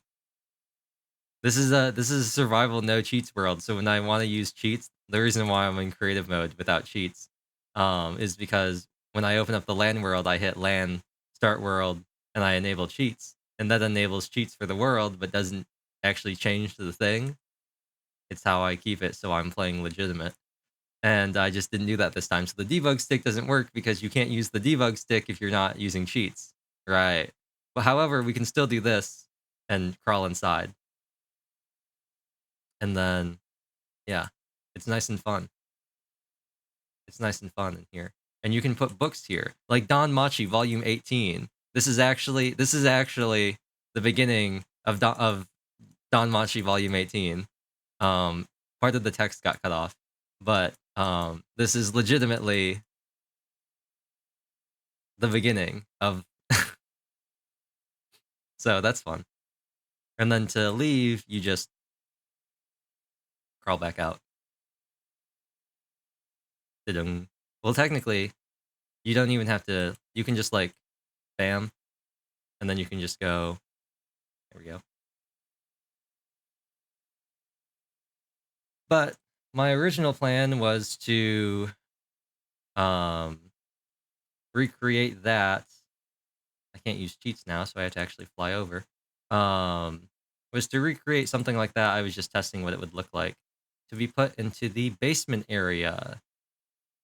There's been a lot of remodeling since last time. Um, this is still like all floor plan stuff. This is all going to be removed eventually, so I can replace it with legitimate blocks. Um, this will also all probably be replaced. I don't appreciate that. Ouch. This will probably also all be replaced eventually when I actually get these blocks. I actually have, I think I could get, these are what, spruce? Yeah, I could get spruce pretty easily. Iron pressure pads wouldn't be that hard either. It's really just the mangroves and then the flowers. The clay isn't going to be that hard either. This is all pretty simple. I really am a fan of this. It's my functional refrigerator. It's a refrigerator that actually works. I'm pretty proud of that. Just supposed to be a little kitchen. And then in here, I was clearing out space to begin putting in all the nooks. They're supposed to go in here. I was testing what the quartz ceilings would look like if we were to put quartz ceilings in. And it's turned out pretty well. And then the only other thing was I finally finished replacing all of the stone here with andesite. So it's all andesite now. And then I patched up the staircase. And then I put these fences in, which will probably also have to be removed at some point so I can replace them with actual mangrove fencing. But in the meantime, they look pretty good. I forgot I was saving up. It does look pretty nice. Thanks. I'm trying to make it look nice. I really don't have any goals. It's survival, a single player survival. I have no goals at all. So I've just been trying to make things look nice. We finished the guest house long ago. So once this was finished, I really didn't know what else we were gonna do. I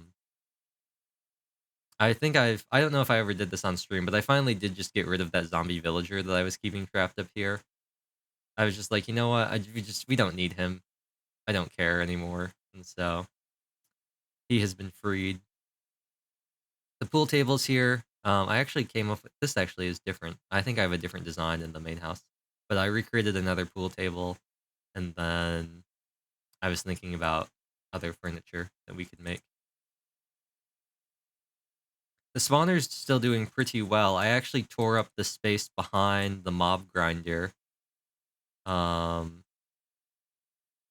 So the mob grinder is still fine. It still works.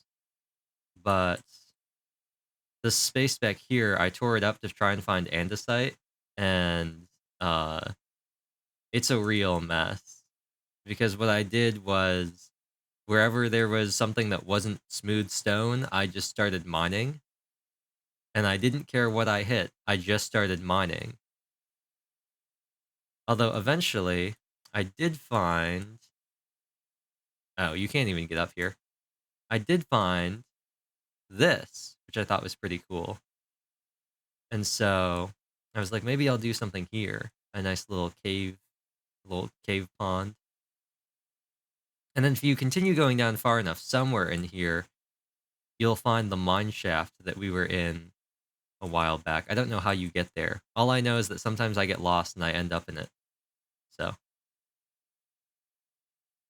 sometimes I get confused. Ah, here it is. Yes.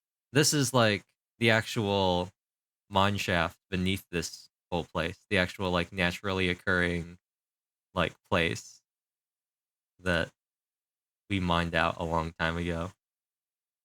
Turns out that they actually connect. If you mine in a place where there's a cave, you're gonna find the cave. There's an idea.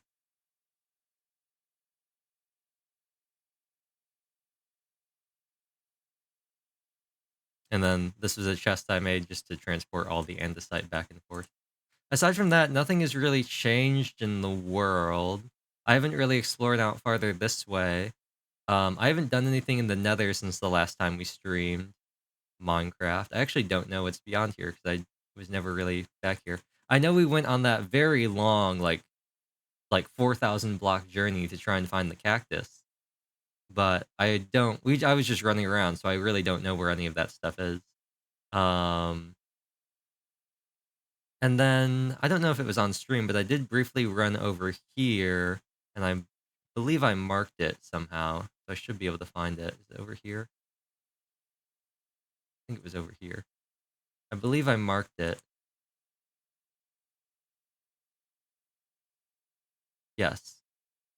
I was trying to find, this was back when I wanted to find more andesite, and so I thought, what better way to find andesite than to just mine, just to start digging. And so I eventually found myself into here. I think this might have been on stream. I don't know. I found myself into here, this whole place, and we went exploring around. Is this where we found the geode? I know I died a bunch. I tried to get out. Now I'm lost. But I've just kind of gone wherever. And it's really just because I want to keep the immediate area around the place nice. Oh.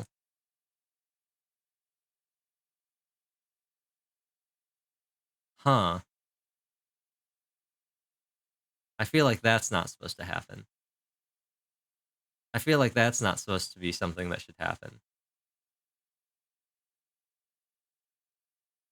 And I think I broke my beehive. I don't know what it is, but I think I broke it. It's not working anymore. I don't think they're going. I don't think the bees are coming by anymore. I also don't think I have any more bottles. I think they're all filled with honey. Oops. Oh, did they get rid of my... It's gotten rid of my signs. How am I supposed to know it's in my chest now?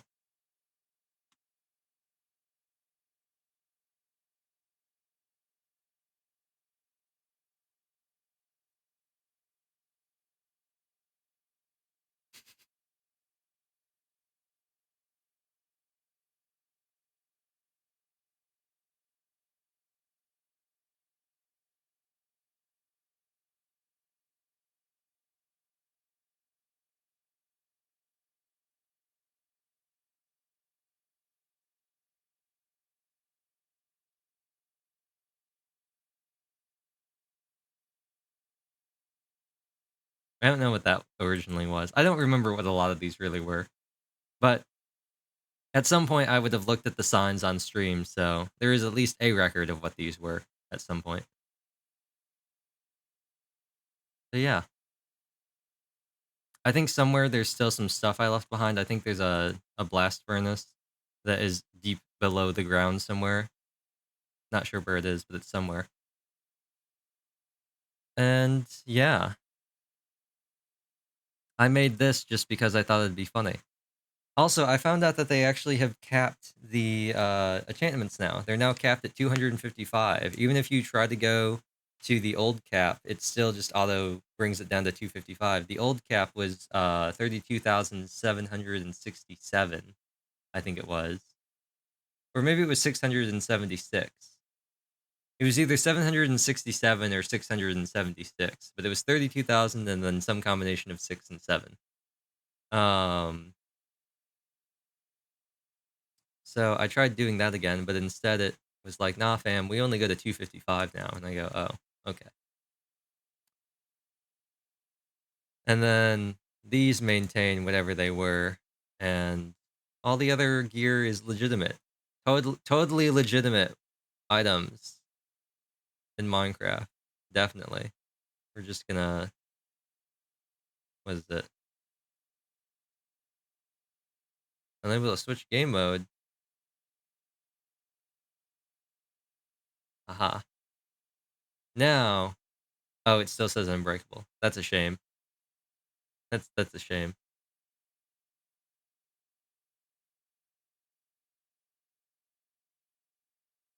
But yeah. I don't know. Minecraft is great because it gives me some time to just vamp and run around doing absolutely nothing. I do want to probably recreate this downstairs. So it consists of 2 birch doors. I actually don't know how to make this new bookshelf. A bunch of oak planks, oak stairs, oak trapdoors, banners, which I don't think should be that hard to make, and then some fence and some lanterns. Lanterns won't be hard. That's some torches and some nuggets. But this I think is going to be the only hard part. Banners shouldn't be hard. Dyeing banners shouldn't be hard.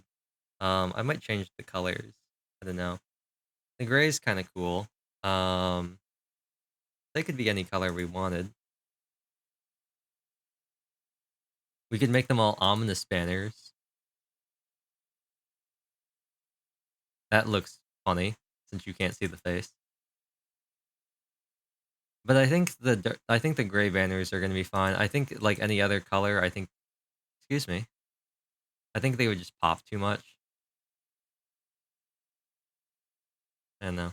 The other thing I could see would maybe be like a white banner, just the normal banner. I could see that maybe like looking good, but there's white here, and I feel like that looks kind of weird. So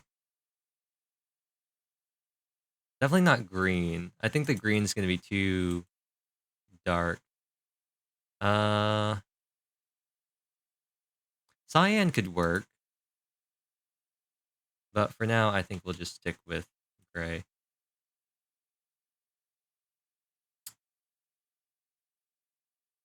Yeah. And I think I will... Yeah, I think I will move this in to just be one thing, like right above. I think I am going to move this wall in for space.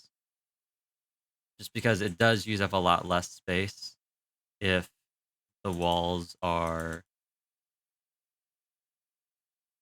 like this.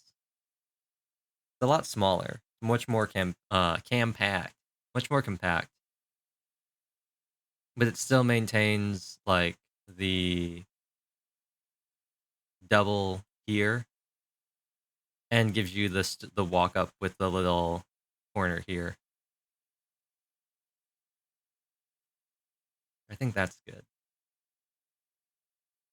And then what I'll probably do here then is I could just make them both. I could make them both heads or both feet. I guess it could go either way.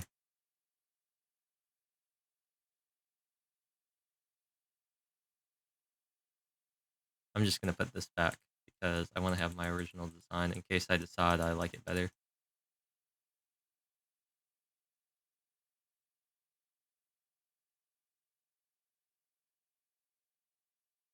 Yeah. It kind of reminds me of the witch's hut. Are those still things? Can you still find like witches huts in Minecraft? Do they take those out? Are those still a thing in this game? I don't know. I don't like these awkward blocks floating around. Oh ho. How exciting.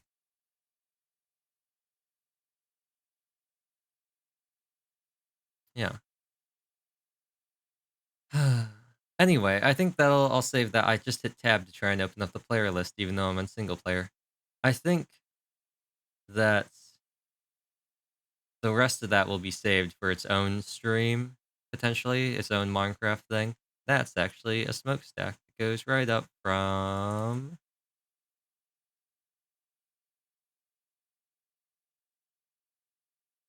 down here.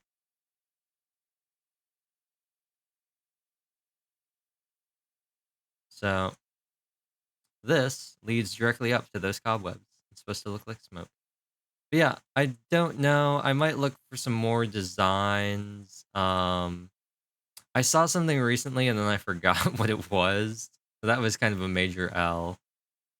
But I want to fill out more stuff in here. The problem is I'm kind of hitting my limit with just like what you can do with vanilla Minecraft, especially on like a circular pattern that I've set up.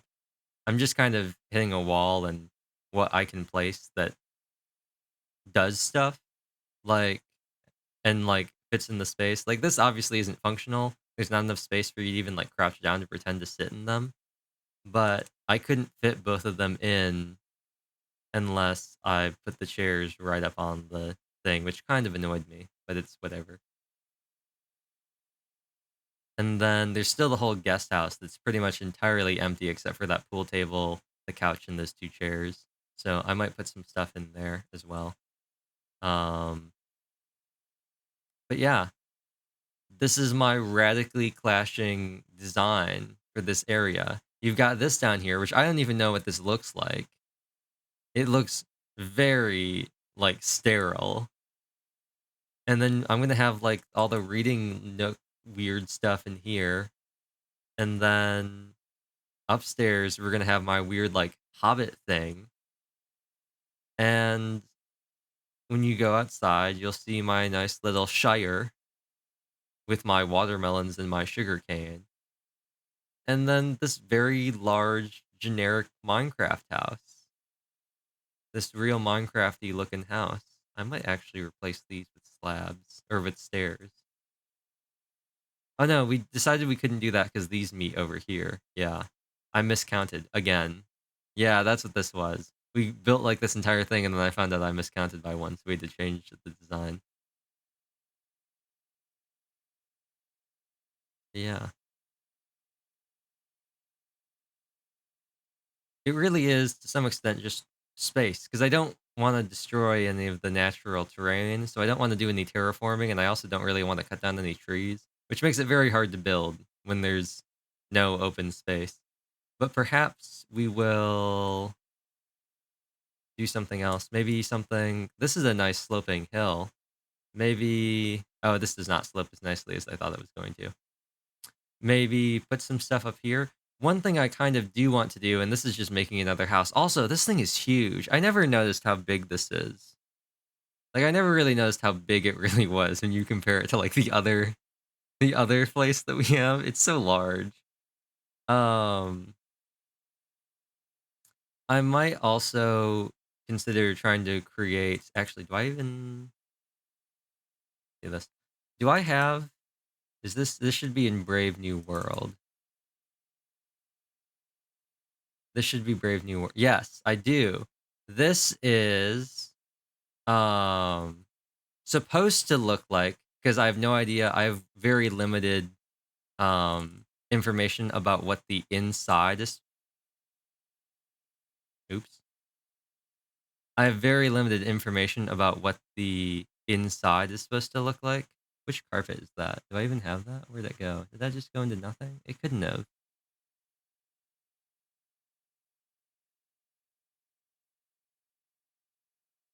Because I have very limited information about what the inside of the mansion is supposed to look like in World End Syndrome, I've kind of just oh, that's funny. I've kind of just created things that I think might be in there. I know the table is supposed to be here.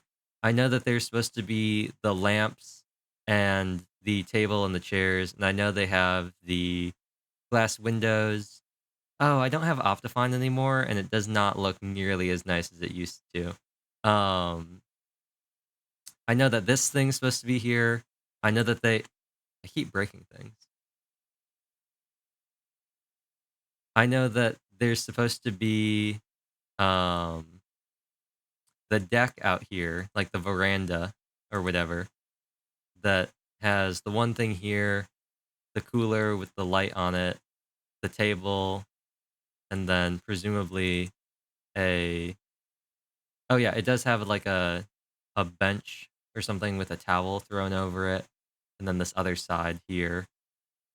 It's very long, and then I got upstairs and I realized that nothing makes any sense because um it's not feasibly possible to create the house in Minecraft in any sort of reasonable scale. Um this works fine.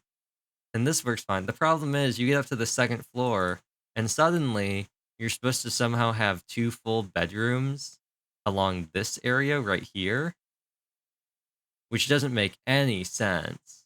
It doesn't make any sense how they're supposed to be here. Does not make any sense at all. Like what? I come up here, there's supposed to be a hallway and there's supposed to be like two bedrooms. There's no place for it. It's not possible. Um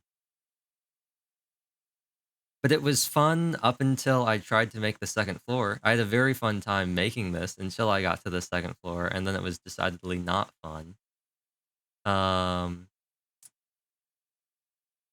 and just like you can see in the thing, there's a pull switch here. Do I have the real question though is do I have the other crowd control?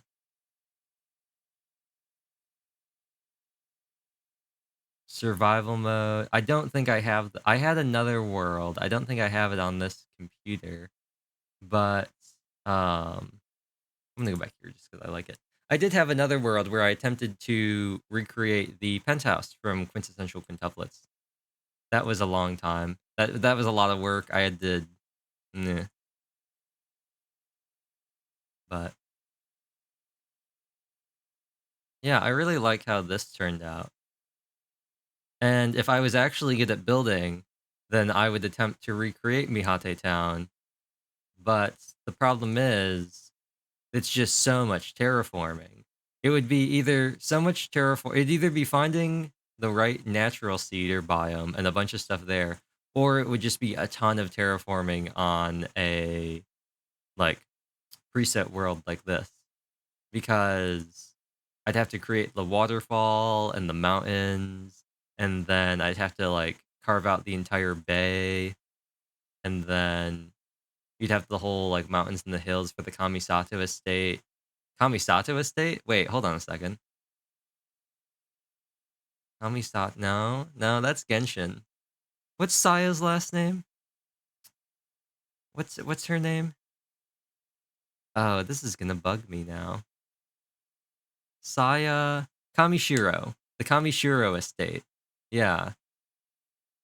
There's a whole mountain there. I'd have to make and I'd have to make everything. I'd have to make the grounds, like the base part of the city, high enough that we could create the cove underneath the lighthouse, because the lighthouse is it's slightly above ground level, sticks out, but there's like a secret cove underneath it with the beach and everything. That'd be all sorts of work. And I'm just not that good at terraforming. I probably could build the buildings. I don't think the buildings would actually be that hard. I'm just not good enough at making the natural terrain. The buildings would all be pretty simple. The only problems I might run into would just be the natural constraints of like the thickness of walls in Minecraft, which is exactly what I'm running into here. But we never see the inside of them anyway, so I can kind of just make up whatever I want to be on the inside. But anyway, this was your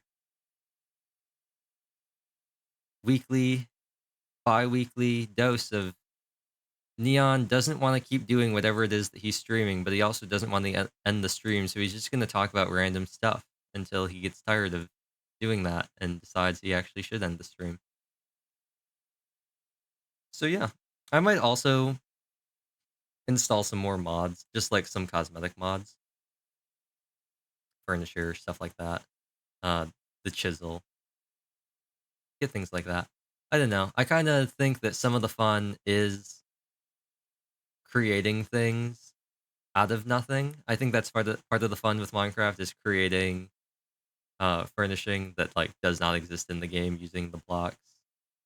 Coming up with this for the like using this for the table and using this for this table. I think that's part of the fun. This is what I did originally. I just had you can't actually open them, but I just had all these shulker boxes because they're functional and they don't look like chests. Maybe I can replace the chests in the other world with shulker boxes if we ever get to the end. I can just replace them with shulker boxes. This is supposed to be the fridge as well. And then we got the car in here. This is not my creation. I did find a very cool video on YouTube about how to make a car in Minecraft. And I was like, aha, car. You're missing a carpet. But yeah, I thought that was pretty cool. And then it's got Mihate 1706, the radio station on it. All sorts of fun things. Anyway, that's it. That's it. We're at almost 3.5 hours. And since Kato's route ended at 2.5 hours or just over, I feel like I've done a pretty good job in vamping for time. I am going to go play Windcraft, see if I can defeat the Solar Vanguard. And then, yeah, I'll see you maybe tomorrow for some stuff. It might be more Rio. I might just decide to do something else. I have no idea. I might have to give Mamiya a break. And by a break, I mean I might just have to not play Mamiya for a little bit and then be like, man, I really want to play Mamiya, and then get back into it. So, short stream today, although the Mamiya streams are always kind of short in my opinion because I got very clear cutoff points, and I feel like they take more out of me. It's been a while since I've really done a visual novel in earnest, so I think I'm a little rusty when it comes to the extended periods of talking. I think the last major visual novel that we did was Seabed, and that was a while back. Um, and it was also, for the most part, only one voice. It was pretty much all Takako or all Sachiko. So, yeah. Although that was much harder to keep track of because there were no text boxes. It was all just text on screen. I never knew who was talking until they said. But thank you all for watching. I will see you all maybe tomorrow with something. It could be Three Houses. I might. right at the start, or maybe like halfway through. I think chapter 10 or 11, whatever. I think we're in chapter 11 now. It could be something else. I don't think there's anything. I did all the events in Genshin, so there's nothing really there. And I finished the Penacony intro for Star Rail. So, oh, you know what I could do? This will be a very sustainable stream. I could do Nikke. There's solo raid going on right now, so maybe I'll try and solo raid it up. I've missed the first 2 days, so feels bad, man. But hopefully I'll be able to get into the final stage and we can maybe do some of that. Although the real draw would be the story's picking up right now. I might I kind of wish I had streamed all of Invasion, because chapters like 21 to like 24 have been my favorite out of the entire game. The story was just so good. I was so enthralled with what was happening. I was like, I need to know what happens next. I need to know what is going on with Crow. What is happening with Viper? What is Harper doing? What is happening? And I was not disappointed. Uh it's not Hometown. Hometown's chapter 12. The part after that, 26, was okay. I just finished it, and I've done the start of 27. So I don't know. Maybe we'll try and do some story pushing. It's just not something I think that's really feasible, because I'm gonna get like partway through the story and then I'm not gonna be able to continue anymore because it's gonna get too hard, and I'm gonna like, well, I guess we'll just wait. But yeah. If I stream tomorrow, it'll probably be something that's not Mamiya, something wacky and fun. So see you all then. And then no stream on Sunday, and then I don't know about next week. Who knows about next week? Also, all the VODs are up on YouTube from February. Every VOD, or every stream from February, is now on the YouTube channel. The first one has been uploaded out of order, just because I forgot. I thought I had set it to schedule to go public, but it didn't. It stayed private the entire time. So all the other ones were scheduled and came out one after another, and that one just didn't. So, yeah. Anyway, thank you all for watching. Bye.